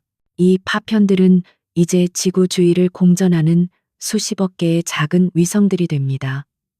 처음에는 각기 다른 속도와 경사각을 가진 지극히 혼란스러운 궤도를 그립니다. 마치 거대한 벌떼처럼 지구 주위를 무질서하게 맴도는 것처럼 보입니다. 하지만 시간이 지남에 따라 우주에 보이지 않는 손길이 이 혼돈의 질서를 부여하기 시작합니다. 개별 입자들 사이의 미세한 충돌과 지구의 적도 부분이 약간 더 볼록하기 때문에 생기는 중력적 비대칭성이 작용하여 이 모든 파편들의 궤도는 서서히 하나의 평면으로 정렬되기 시작합니다. 마치 거대한 우주적 방적기가 수십억 개의 실을 자사 하나의 거대한 원단을 짜내듯이 혼돈의 파편 구름은 며칠, 몇 주에 걸쳐 서서히 얇고 평평한 원반, 즉 고리의 형태로 변해갑니다. 이 과정에서 우리는 로슈 한계라는 중요한 개념을 만나게 됩니다.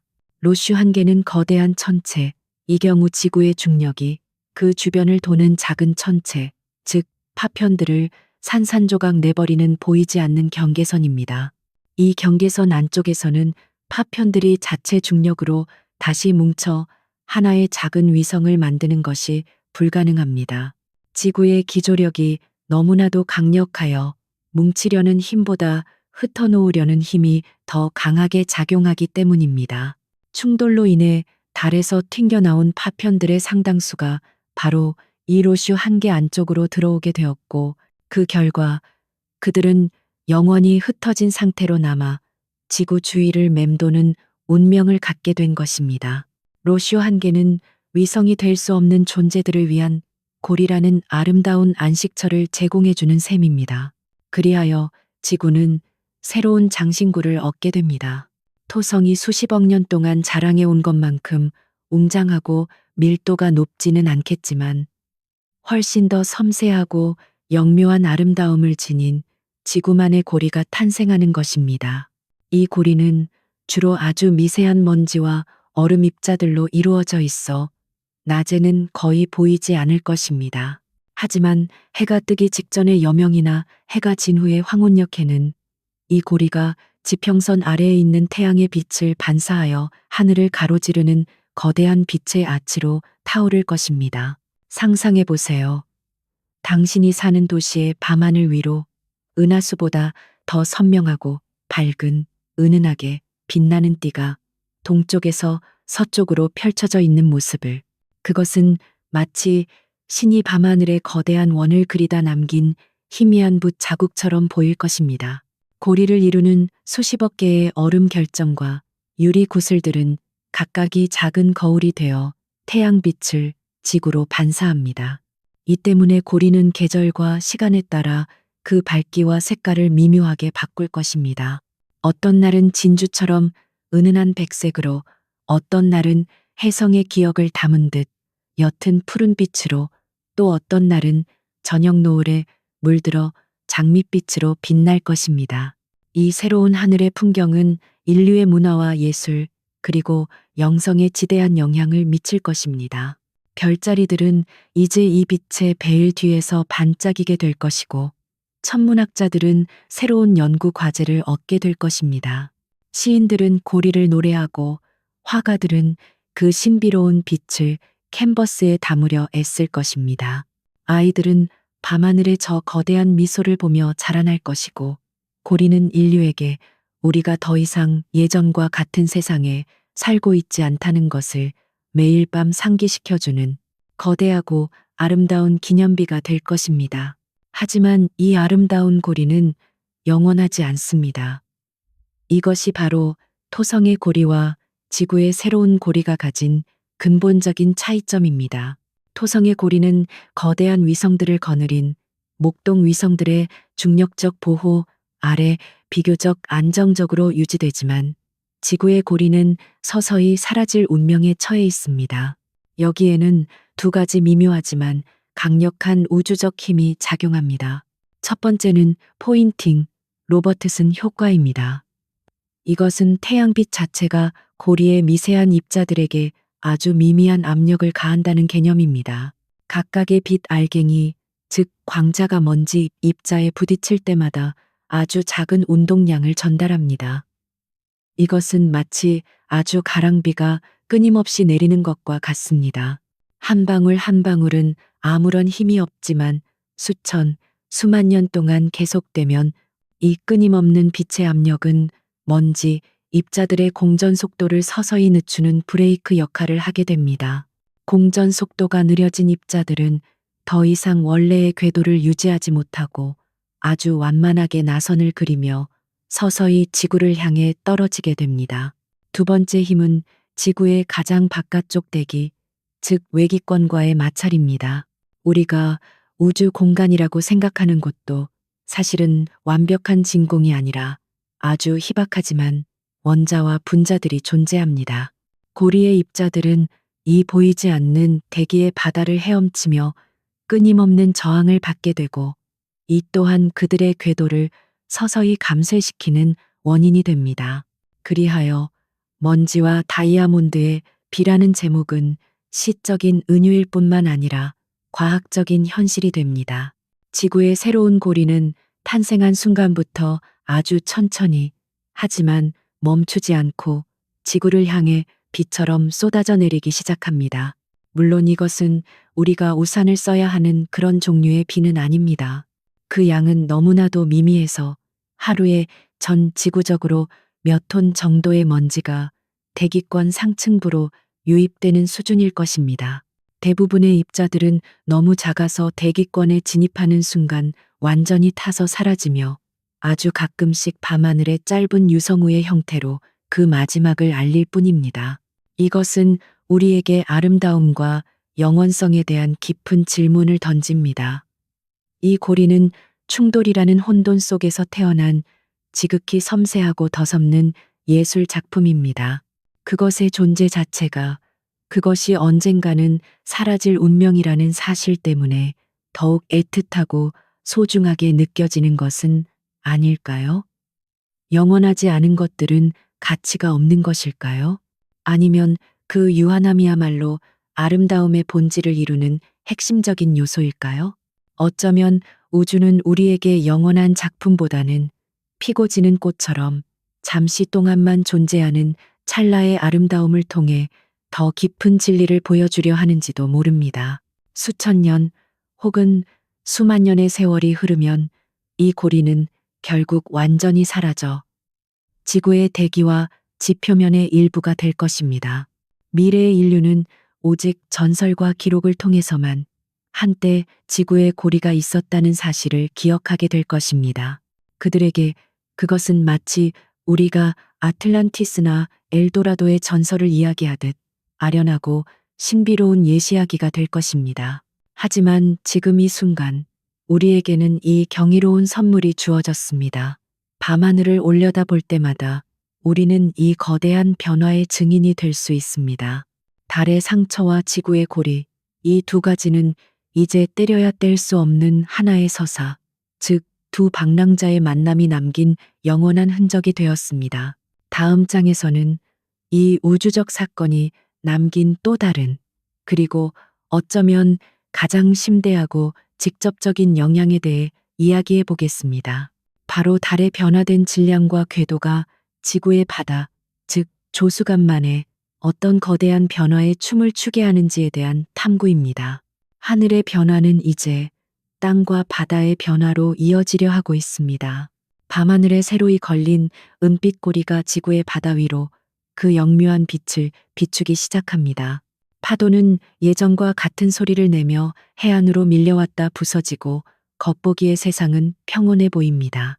충돌의 순간이 남긴 극적인 섬광과 달의 얼굴에 새겨진 새로운 상처, 그리고 하늘을 가로지르는 저 낯선 아름다움은 마치 아주 먼 곳에서 일어난 한 편의 연극처럼 아직 우리의 일상에 직접적인 영향을 미치지 않는 것처럼 느껴집니다. 하지만 보이지 않는 곳에서, 그러나 그 무엇보다도 강력하게 가장 근본적인 지구의 리듬이 이미 그 균형을 잃고 새로운 춤을 추기 시작했습니다. 그것은 바로 조수의 춤입니다.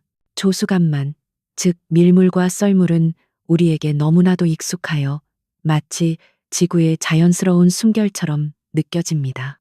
우리는 해변에 앉아 몇 시간이고 파도가 밀려왔다 물러가는 것을 지켜볼 수 있고, 어부들은 수천 년 동안 내려온 지식으로 물때를 읽어 바다로 나갑니다. 이 규칙적이고 예측 가능한 리듬은 지구의 생명, 특히 해안 생태계의 근간을 이루는 가장 중요한 시계 중 하나입니다. 그리고 이 거대한 시계의 태엽을 감는 존재가 바로 달입니다. 조수의 원리를 이해하기 위해 우리는 지구를 단단한 암석 덩어리가 아닌 얇은 물의 층으로 덮인 약간은 유연한 공이라고 상상해 볼 수 있습니다. 달은 자신의 중력으로 이 공 전체를 끌어당깁니다. 하지만 중력의 힘은 거리에 따라 달라지기 때문에 달과 가장 가까운 쪽의 바닷물은 가장 강하게 끌어당겨지고 지구의 중심 고체 부분은 그보다 약하게, 그리고 달에서 가장 먼 쪽의 바닷물은 가장 약하게 끌어당겨집니다. 이 미묘한 힘의 차이가 지구를 마치 럭비공처럼 양쪽으로 길게 늘어뜨리는 효과를 낳습니다. 달을 마주보는 쪽과 그 정반대편에 바닷물이 부풀어 오르는 두 개의 조석 팽대부가 만들어지는 것입니다. 지구가 하루에 한 번 자전하면서 우리는 이 두 개의 부풀어 오른 부분을 차례로 통과하게 되고, 이것을 우리는 하루에 두 번씩 찾아오는 밀물과 썰물로 경험하게 됩니다. 물론 태양 역시 자신의 강력한 중력으로 조수에 영향을 미칩니다. 하지만 태양은 달보다 훨씬 더 멀리 떨어져 있기 때문에 그 영향력은 달의 절반에도 미치지 못합니다. 태양은 조수라는 교향곡의 중요한 화음을 담당하지만 그 멜로디를 이끄는 주된 지휘자는 언제나 달이었습니다. 이 둘의 힘이 합쳐지는 금음과 보름에 가장 큰 조수인 사리가 나타나고 서로 직각을 이루어 힘이 상쇄되는 상현과 하현의 가장 작은 조수인 조금이 나타나는 수십억 년간 이어진 이 예측 가능한 리듬은 지구 생명의 배경 음악과도 같았습니다. 하지만 이제 그 지휘자가 부상을 입고 비틀거리기 시작했습니다. 헨리 혜성과의 충돌은 달에게 두 가지 영구적인 변화를 가져왔습니다. 첫째는 질량의 변화입니다. 충돌로 인해 혜성의 핵 전체가 달에 더해졌지만 그보다 훨씬 더 많은 양의 달 지각 물질이 우주 공간으로 흩어져 버렸습니다. 그 결과 달의 전체 질량은 이전보다 미세하게나마 감소했습니다. 중력은 질량에 비례하므로 질량이 줄어든 다른 지구에 미치는 인력 또한 약해졌음을 의미합니다.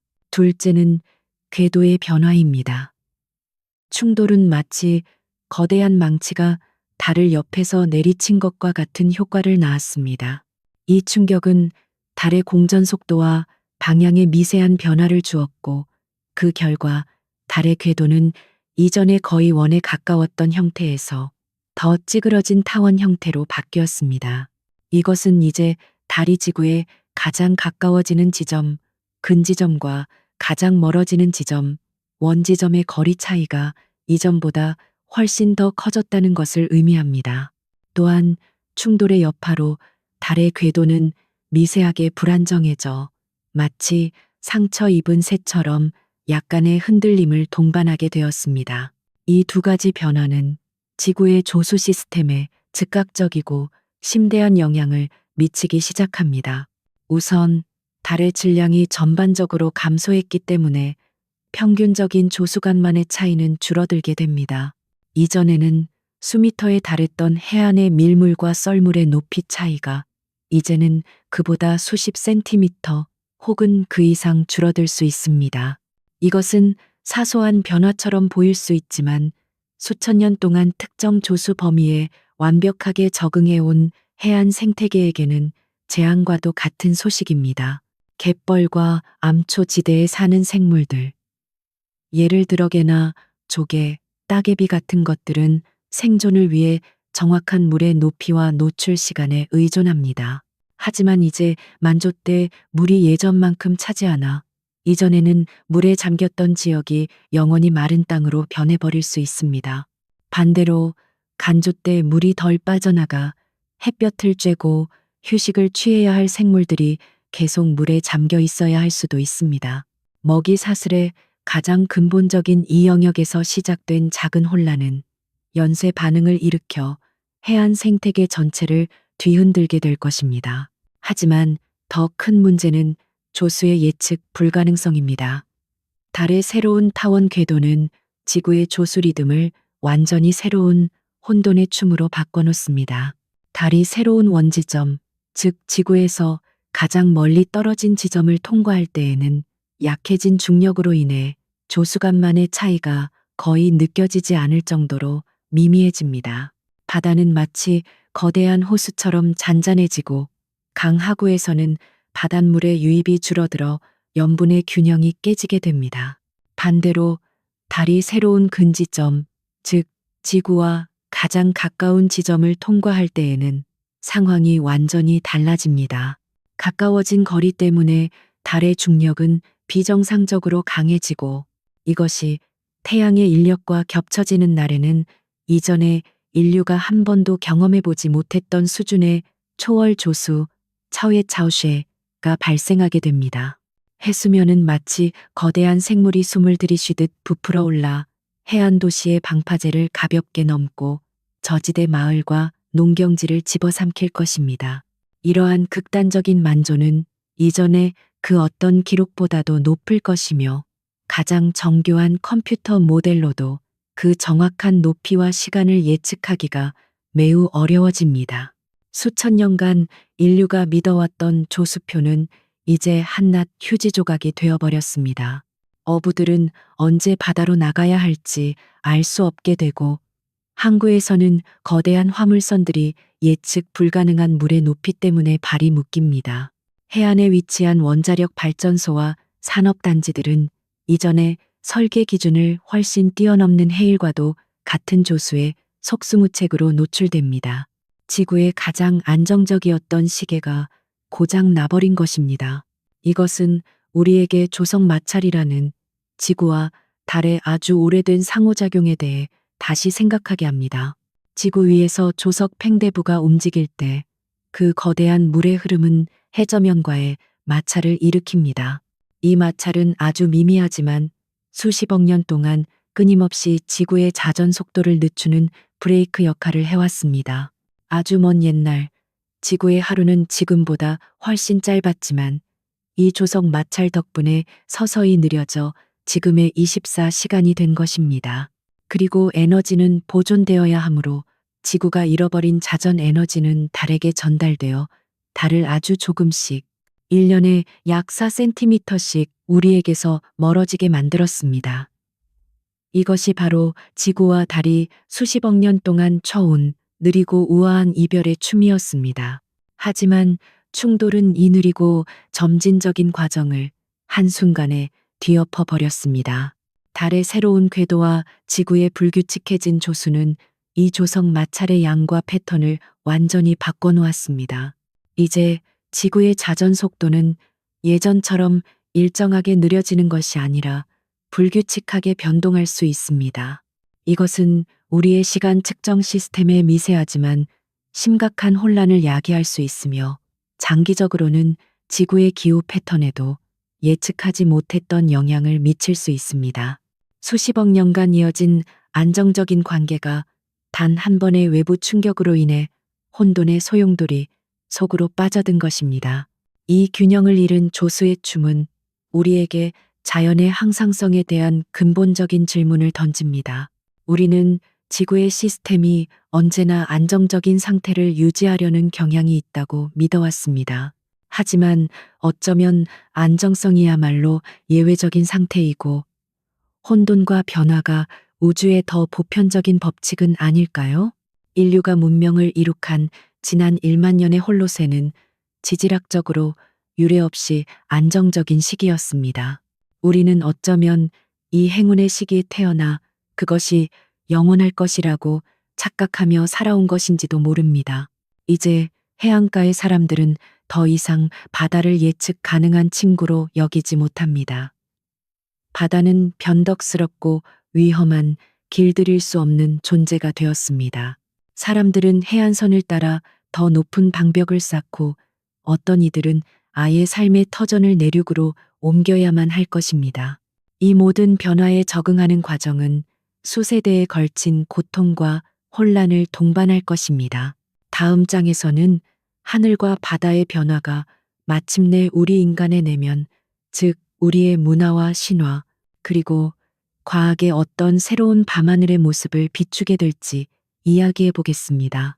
달의 상처와 지구의 고리, 그리고 길들일 수 없는 조수는 이제 우리의 집단 무의식에 새로운 상징과 질문들을 새겨넣기 시작할 것입니다. 지구의 바다가 새로운 리듬에 맞춰 혼돈의 춤을 추기 시작하는 동안 인류는 서서히, 그러나 필연적으로 머리 위 새로운 밤하늘에 적응해 가기 시작합니다. 처음 몇 주, 몇 달간의 충격과 경이, 그리고 두려움이 가라앉은 자리에 이제는 새로운 일상이, 새로운 현실이 자리 잡습니다. 이 변화는 너무나도 거대하고 전 지구적이어서 더 이상 사건이 아니라 환경이 되었습니다. 이제 막 태어나는 아이들에게 상처 입은 달과 하늘을 가로지르는 고리는 세상의 당연한 일부가 될 것입니다. 그 아이들은 고리가 없었던 옛날의 밤하늘을 우리가 흑백 사진 속의 세상을 보듯 아득하고 비현실적인 풍경으로 상상하게 될 것입니다. 밤하늘은 인류 문명의 가장 오래된 캔버스였습니다. 우리는 그 위에 점을 찍어 별자리를 만들고 신들의 이야기를 그려 넣었습니다. 달에 차고 이지러짐을 보며 시간의 흐름을 배웠고 은하수를 건너는 견우와 직녀의 이야기에서 사랑과 이별의 슬픔을 읽었습니다. 밤하늘은 우리의 집단 무의식이 투영되는 거대한 거울이었고 그 안의 모든 천체는 저마다의 상징과 의미를 부여받았습니다. 하지만 이제 그 캔버스의 가장 중요한 두 부분이 영원히 바뀌어 버렸습니다. 먼저 달을 살펴볼까요? 더 이상 온화하고 순결한 은빛 구체가 아닙니다. 충돌이 남긴 거대한 크레이터는 마치 달의 얼굴에 생긴 거대한 눈동자처럼 보입니다. 어떤 문화권에서는 이 상처를 신의 눈이라 부르기 시작합니다. 밤마다 인류를 지켜보는 감정을 알 수 없는 거대한 눈. 이 눈은 때로 자애로운 감시자로, 때로는 냉정한 심판자로 해석되며 새로운 종교와 철학의 영감이 됩니다. 사람들은 더 이상 달을 보며 소원을 빌기보다는 그 거대한 눈앞에서 자신의 삶을 성찰하고 겸허함을 배우게 될지도 모릅니다. 크레이터 주변으로 방사형으로 뻗어나간 밝은 광조는 마치 눈에서 흘러내린 빛의 눈물처럼 보입니다. 사람들은 이것을 달의 눈물이라 부르며 우주가 겪은 거대한 아픔과 상실을 애도하는 시와 노래를 만듭니다. 상처 입은 달은 연인에게 버림받은 이들의 상징이 되고 역경을 딛고 일어선 이들의 훈장이 되며 모든 불완전한 존재들을 위로하는 새로운 아이콘이 됩니다. 수천 년간 이어져 온 달의 토끼나 두꺼비 이야기는 서서히 힘을 잃고 그 자리를 이더 강력하고 직관적인 상처와 극복의 서사가 차지하게 됩니다. 밤하늘을 가로지르는 새로운 고리 역시 인류의 상상력에 새로운 불을 지핍니다. 북유럽 신화에 나오는 신들의 세계와 인간의 세계를 잇는 무지개 달이 비프로스트처럼 사람들은 이 고리를 지구와 하늘 혹은 삶과 죽음을 잇는 영적인 통로로 여기기 시작합니다. 사랑하는 사람을 잃은 이들은 그들의 영혼이 저 빛의 다리를 건너 하늘로 올라갔다고 믿으며 위안을 얻습니다. 어떤 문화에서는 이 고리를 지구를 지키는 거대한 수호의 방패 혹은 신이 씌워준 후광으로 해석합니다. 충돌이라는 재앙적인 사건이 역설적으로 인류에게 신성한 보호의 상징을 선물했다는 이야기는 고통 속에서 의미를 찾으려는 인간의 본능을 자극하며 빠르게 퍼져나갑니다. 이 새로운 하늘 아래 과학계는 인류 역사상 가장 흥미진진하고 분주한 시기를 맞이합니다. 상처 입은 달과 지구의 고리는 태양계의 역동적인 과정을 연구할 수 있는 거대하고 새로운 자연 실험실이 되어주기 때문입니다. 전 세계의 천문학자들은 지상과 우주에 새로운 망원경을 설치하고 이 전례 없는 현상을 분석하기 위해 전례 없는 규모의 국제 공동 연구를 시작합니다. 이 연구의 핵심적인 도구는 분광학이라는 기술입니다. 분광학은 빛을 프리즘에 통과시켜 무지개처럼 여러 가지 색으로 분해한 뒤 그 스펙트럼을 분석하여 빛을 낸 물질의 종류와 상태를 알아내는 방법입니다. 각각의 원소와 분자는 자신만의 고유한 색깔의 빛을 흡수하거나 방출하기 때문에 스펙트럼에 나타나는 어둡거나 밝은 선들은 마치 물질의 고유한 바코드나 지문과도 같습니다. 과학자들은 이 빛의 지문을 해독함으로써 수억 킬로미터 떨어진 천체가 무엇으로 이루어져 있는지 정확하게 알아낼 수 있습니다. 이제 과학자들은 지구의 고리를 향해 분광기를 조준합니다. 그 빛의 스펙트럼 속에서 그들은 달의 지각을 이루는 규소와 산소, 알루미늄의 친숙한 지문을 발견합니다. 동시에 헨리 해성의 핵에 얼어있던 물수소와 산소과 이산화탄소, 암모니아, 그리고 심지어 글리신과 같은 복잡한 유기 분자의 지문까지도 찾아냅니다. 이것은 생명의 기원이 우주에서 왔을지도 모른다는 가설을 뒷받침하는 가장 강력하고 직접적인 증거가 됩니다. 고리는 단순히 아름다운 장식품이 아니라 인류의 기원에 대한 비밀을 품고 머리 위를 맴도는 거대한 정보의 아카이브인 셈입니다. 과학자들은 고리의 입자들이 어떻게 움직이고 변화하는지를 수십 년에 걸쳐 추적하며 행성고리가 형성되고 소멸하는 과정에 대한 이론을 완성해 나갑니다. 포인팅 로버트슨 효과가 실제로 입자들을 어떻게 지구로 끌어들이는지, 입자들 사이의 충돌이 고리의 구조를 어떻게 미세하게 바꾸는지를 직접 관측하며 컴퓨터 시뮬레이션으로만 가능했던 이론들을 검증합니다. 하지만 이 새로운 밤하늘은 과학자들에게 선물만을 준 것은 아닙니다.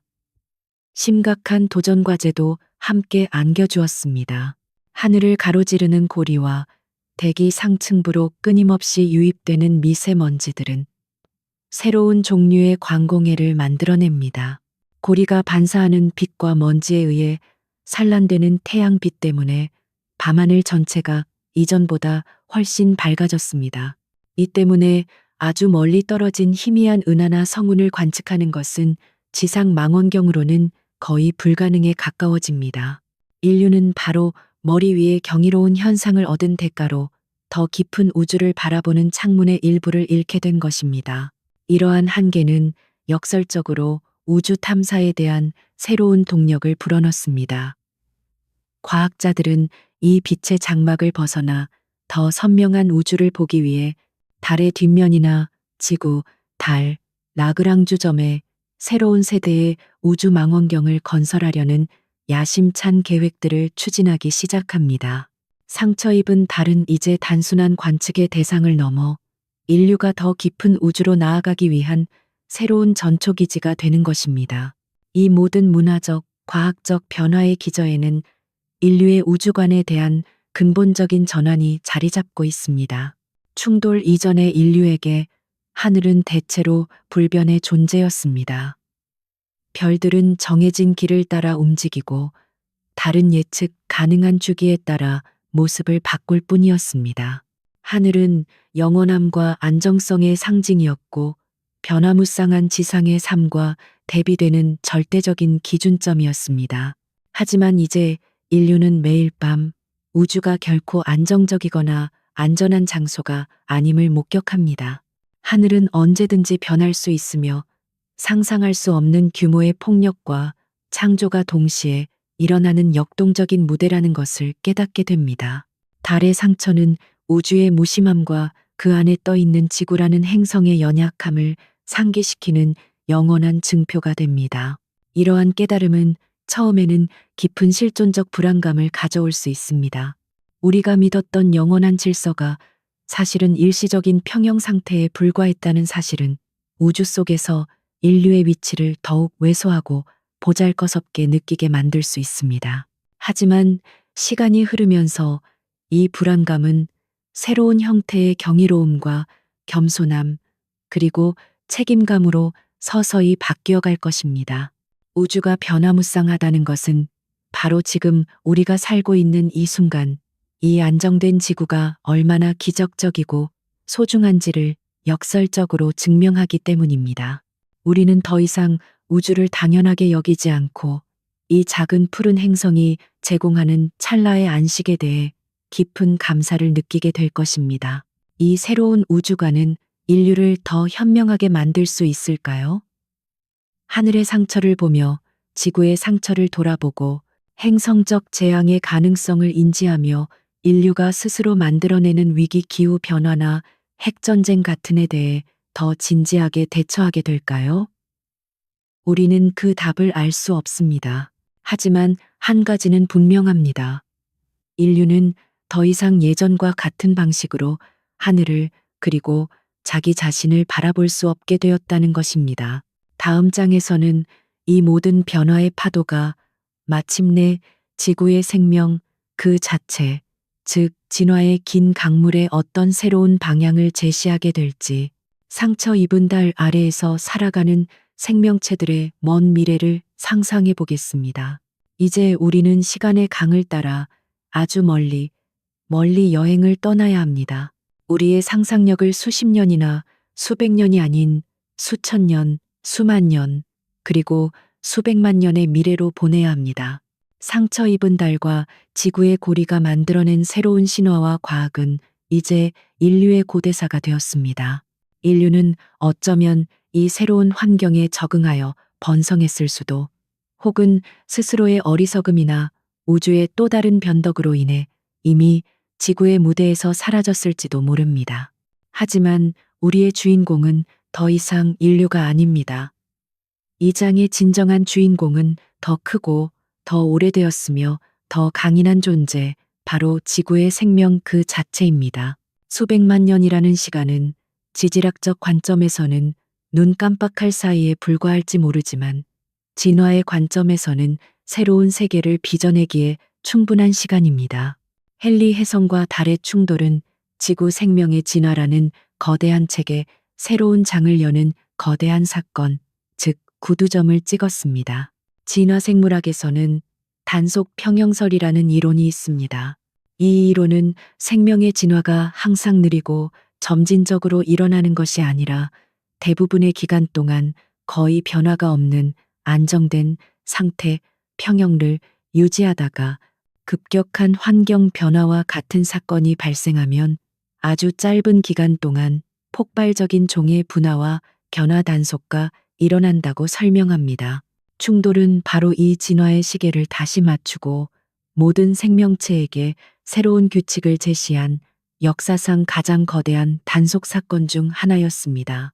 가장 극적인 변화의 무대는 역시 해안선입니다. 수백만 년 동안 예측 불가능한 조수의 춤은 해안 생태계의 모든 것을 바꿔놓았습니다. 초기 수천 년 동안 기존의 갯벌과 암초 지대의 생물들은 대부분 멸종의 길을 걸었습니다. 그들은 수억 년에 걸쳐 형성된 안정적인 조수 리듬에 너무나도 완벽하게 적응해 있었기 때문에 이 새로운 혼돈을 견뎌낼 수 없었습니다. 하지만 생명은 언제나 빈틈을 찾아냅니다. 대멸종의 잿더미 속에서 새로운 형태의 생존자들이 등장하기 시작합니다. 수백만 년 후의 갯벌을 상상해 보세요. 이곳에는 이동성 맹그로브와 같은 기묘한 식물들이 숲을 이루고 있습니다. 이 식물들은 극단적인 조수 변화에 대응하기 위해 유압 시스템과 같은 정교한 뿌리 구조를 발달시켜 물이 너무 높으면 스스로를 땅에서 들어 올리고 물이 너무 낮으면 더 깊이 파고들어 건조를 피합니다. 갯벌의 동물들 역시 놀라운 적응력을 보여줍니다. 어떤 종류의 조개는 자신의 껍데기를 완전히 밀봉하고 수주 동안 신진대사를 극도로 늦추는 휴면 상태에 들어갈 수 있는 능력을 갖추게 되었습니다. 또 다른 종류의 개는 땅속 깊이 복잡한 미로를 파서 조수의 높이에 따라 안전한 피난처로 이동하며 살아갑니다. 생존 경쟁은 이제 단순히 포식자를 피하는 것뿐만 아니라 이 예측 불가능한 물의 리듬을 읽고 한 발 앞서 대응하는 능력에 달려 있습니다. 밤의 세계 역시 완전히 새로운 모습으로 변모했습니다. 지구의 고리가 반사하는 빛과 상처 입은 달의 새로운 반사율은 밤을 이전보다 훨씬 밝게 만들었습니다. 어둠의 의지에 사냥하거나 숨어 지내던 수많은 야행성 동물들에게 이것은 생존의 근간을 뒤흔드는 변화였습니다. 진화는 다시 한번 해답을 내놓습니다. 수백만 년 후의 숲속, 우리는 이전보다 훨씬 더 짙은 검은색 깃털을 가진 올빼미를 발견할지도 모릅니다. 이것은 밝아진 밤하늘에 자신의 모습을 숨기기 위한 진화적 선택입니다. 반대로 먹잇감이 되는 동물들은 주변 환경과 거의 완벽하게 동화되는 새로운 보호색을 발달시켰습니다. 어떤 종류의 나방은 더 이상 달빛을 기준으로 길을 찾지 않습니다. 대신 그들은 지구 고리의 평광된 빛을 감지하는 완전히 새로운 항법 시스템을 진화시켰습니다. 밤에 피는 꽃들은 이제 더 이상 희미한 달빛에 의존하지 않고 스스로 빛을 내는 생물 발광 능력을 갖추어 수분 매개자들을 유혹합니다. 밤의 교향곡은 이제 빛과 어둠의 미묘한 상호작용이 아닌 새로운 빛의 환경 속에서 펼쳐지는 더 복잡하고 화려한 연주가 되었습니다. 이 모든 변화의 기저에는 시간 생물학, 즉 생체 시계에 대한 근본적인 재설정이 있습니다. 지구상의 거의 모든 생물은 태양과 달이 만들어내는 빛과 중력의 주기에 맞춰진 내면의 시계를 가지고 있습니다. 번식, 이주, 동명과 같은 가장 중요한 생명 활동들이 바로 이 시계에 의해 조절됩니다. 예를 들어 보름달이 뜰 때 일제히 산란하는 산호초의 장관은 달의 중력과 빛의 주기에 완벽하게 동기화된 결과입니다. 하지만 충돌 이후 이 오래된 시계는 더 이상 정확하지 않게 되었습니다. 불규칙한 조수와 변화된 달의 위상은 수많은 종의 번식 주기에 혼란을 가져왔고, 초기에는 수많은 번식 실패와 개체수 감소로 이어졌습니다. 하지만 수백만 년의 세월은 이 혼란 속에서 새로운 리듬을 찾아낸 종들에게 미소를 지어주었습니다. 미래의 생물들은 이제 상처 입은 달과 지구의 고리가 만들어내는 더 복잡하고 변덕스러운 새로운 우주적 리듬에 맞춰 자신의 생체 시계를 조율하게 될 것입니다. 이러한 생물학적 변화는 지구의 지질학적 기록에도 영원히 새겨집니다. 먼 미래의 지질학자들은 전 세계의 퇴적층에서 아주 특이한 경계선을 발견하게 될 것입니다. 그 경계선 아래에는 규칙적인 조수 패턴을 보여주는 안정된 지층이, 그리고 그 위에는 혼돈스러운 조수 활동으로 인해 불규칙하고 뒤섞인 지층이 놓여 있을 것입니다.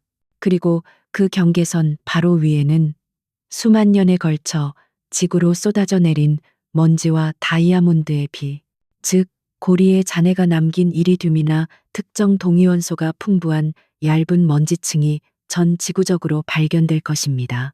이것은 공룡을 멸종시킨 소행성 충돌이 남긴 K-T 경계층처럼 지구 역사상 가장 극적인 사건 중 하나를 증명하는 명백한 지질학적 증거가 될 것입니다.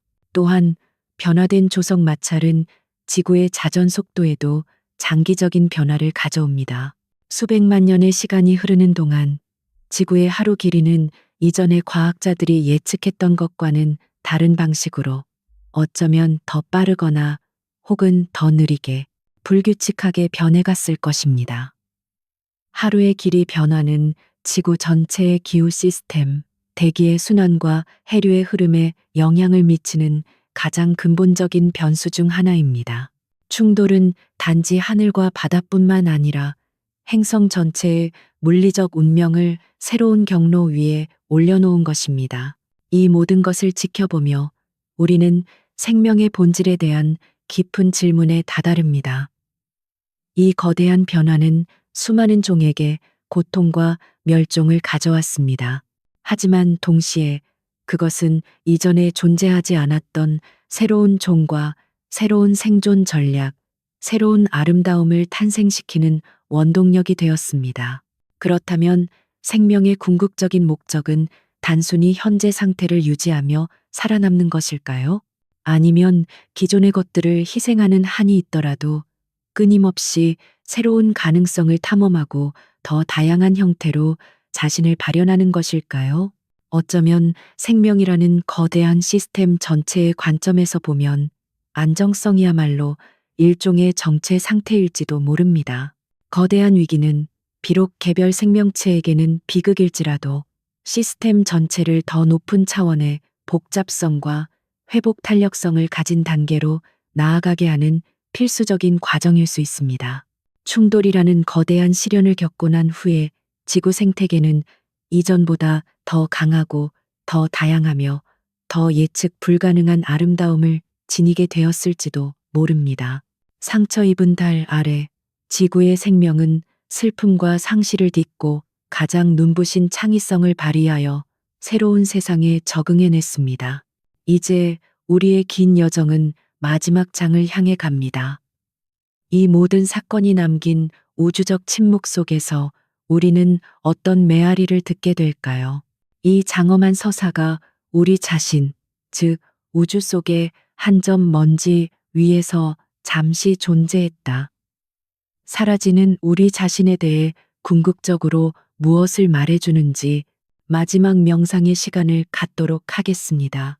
수백만 년이라는 진화의 시간을 유영하던 우리의 의식은 이제 서서히, 아주 서서히 현재로 돌아옵니다. 지금 당신이 누워있는 바로 이 순간, 이 고요한 방 안으로 우리는 두 개의 천체가 만나 하나의 새로운 세계를 창조하는 장대한 여정을 함께 했습니다.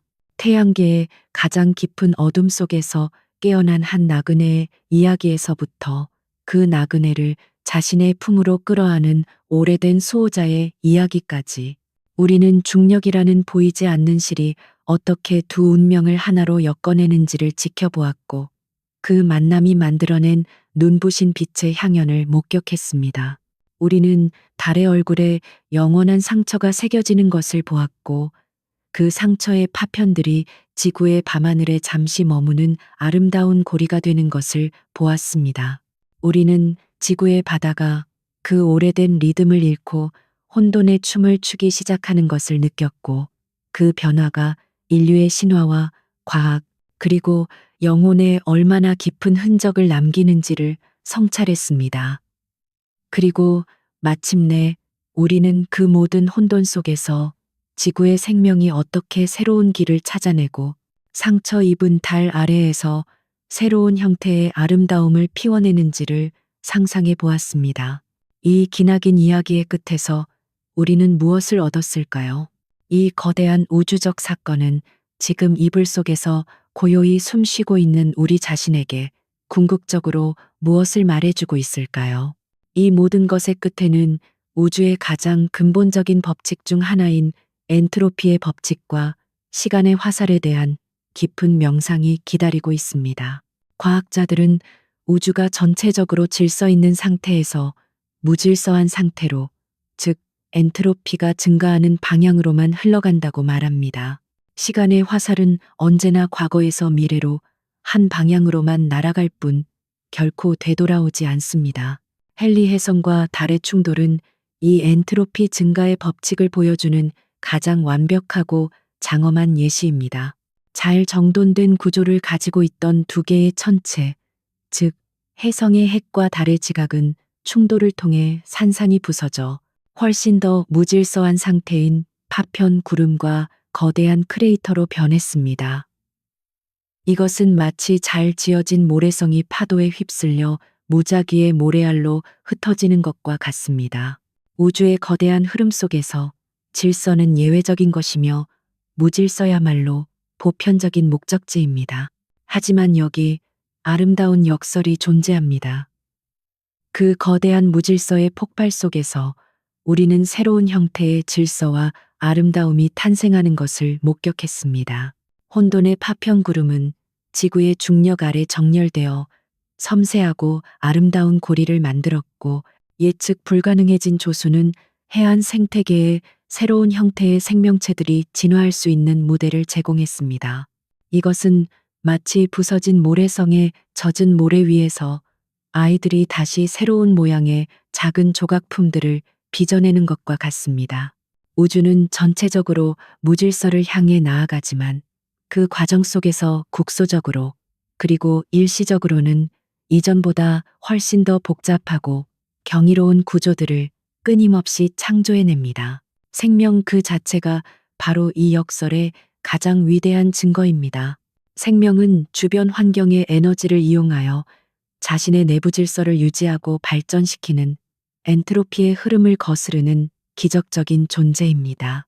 해성과 달의 충돌이 가져온 거대한 혼돈은 사실 지구의 생명에게 새로운 에너지와 새로운 재료, 그리고 새로운 도전 과제를 던져줌으로써 생명이 더 높은 차원의 복잡성과 다양성을 향해 나아갈 수 있는 기회를 제공한 셈입니다. 파괴는 끝이 아니라 새로운 창조를 위한 거대한 재료의 재분배 과정이었던 것입니다. 이러한 관점은 우리를 우주론 원리라는 더 큰 생각으로 이끌어줍니다.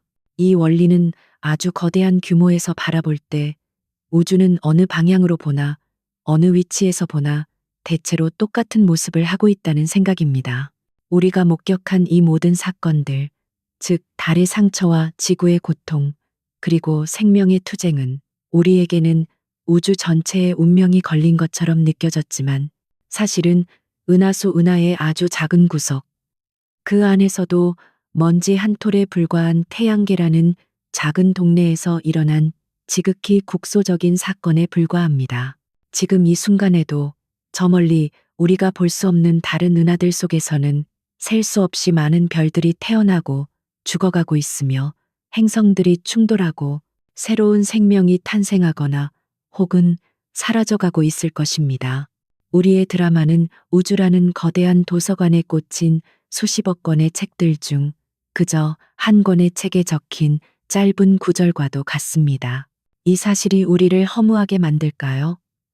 우리의 존재와 우리가 겪는 모든 것들이 이토록 보잘것없다는 깨달음이 우리를 절망에 빠뜨릴까요? 저는 그렇게 생각하지 않습니다. 오히려 그 반대입니다. 이 광대무변한 우주 속에서 지극히 짧은 시간 동안 이 작은 행성 위에서 우리가 의식을 가지고 이 모든 것을 생각하고 느낄 수 있다는 사실이야말로 가장 이해할 수 없는 기적이기 때문입니다. 우리의 유한함과 연약함이야말로 우리 존재를 특별하게 만드는 조건입니다.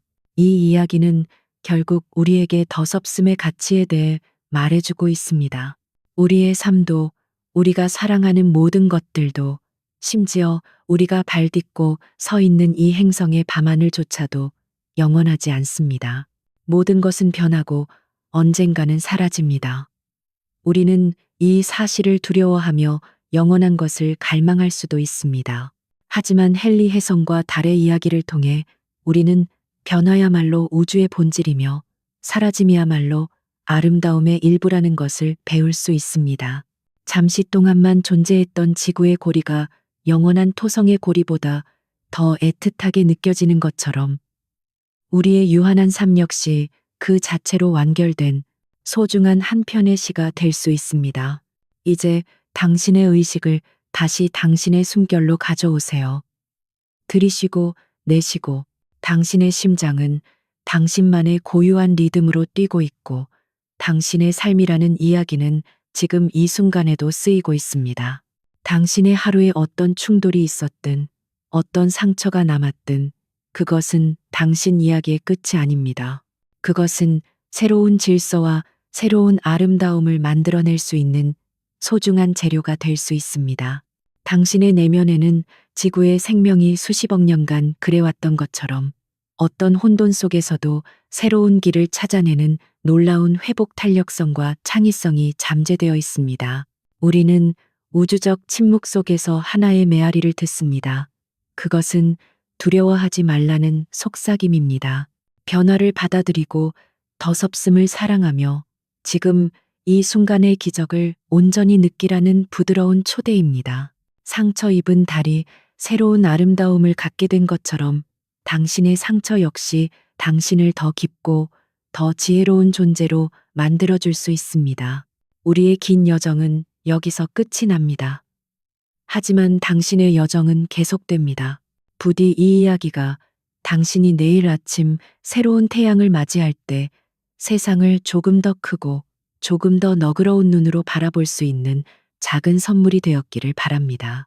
우리의 길고 길었던 상상의 여정이 이제 부드럽게 끝을 맺습니다.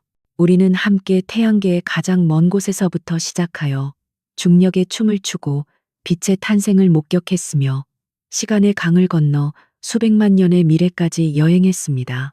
이제 그 모든 장엄한 풍경들은 서서히 안개처럼 흩어지고 당신의 의식은 부드럽게 아주 부드럽게 지금 당신이 있는 이곳으로 돌아옵니다. 당신을 감싸고 있는 이불의 포근함, 당신의 귓가에 닿는 희미한 방안의 소리, 그리고 당신의 가슴을 오르내리는 평온한 숨결을 느껴보세요. 우주의 모든 경이로움이 바로 지금 당신 안에 있습니다.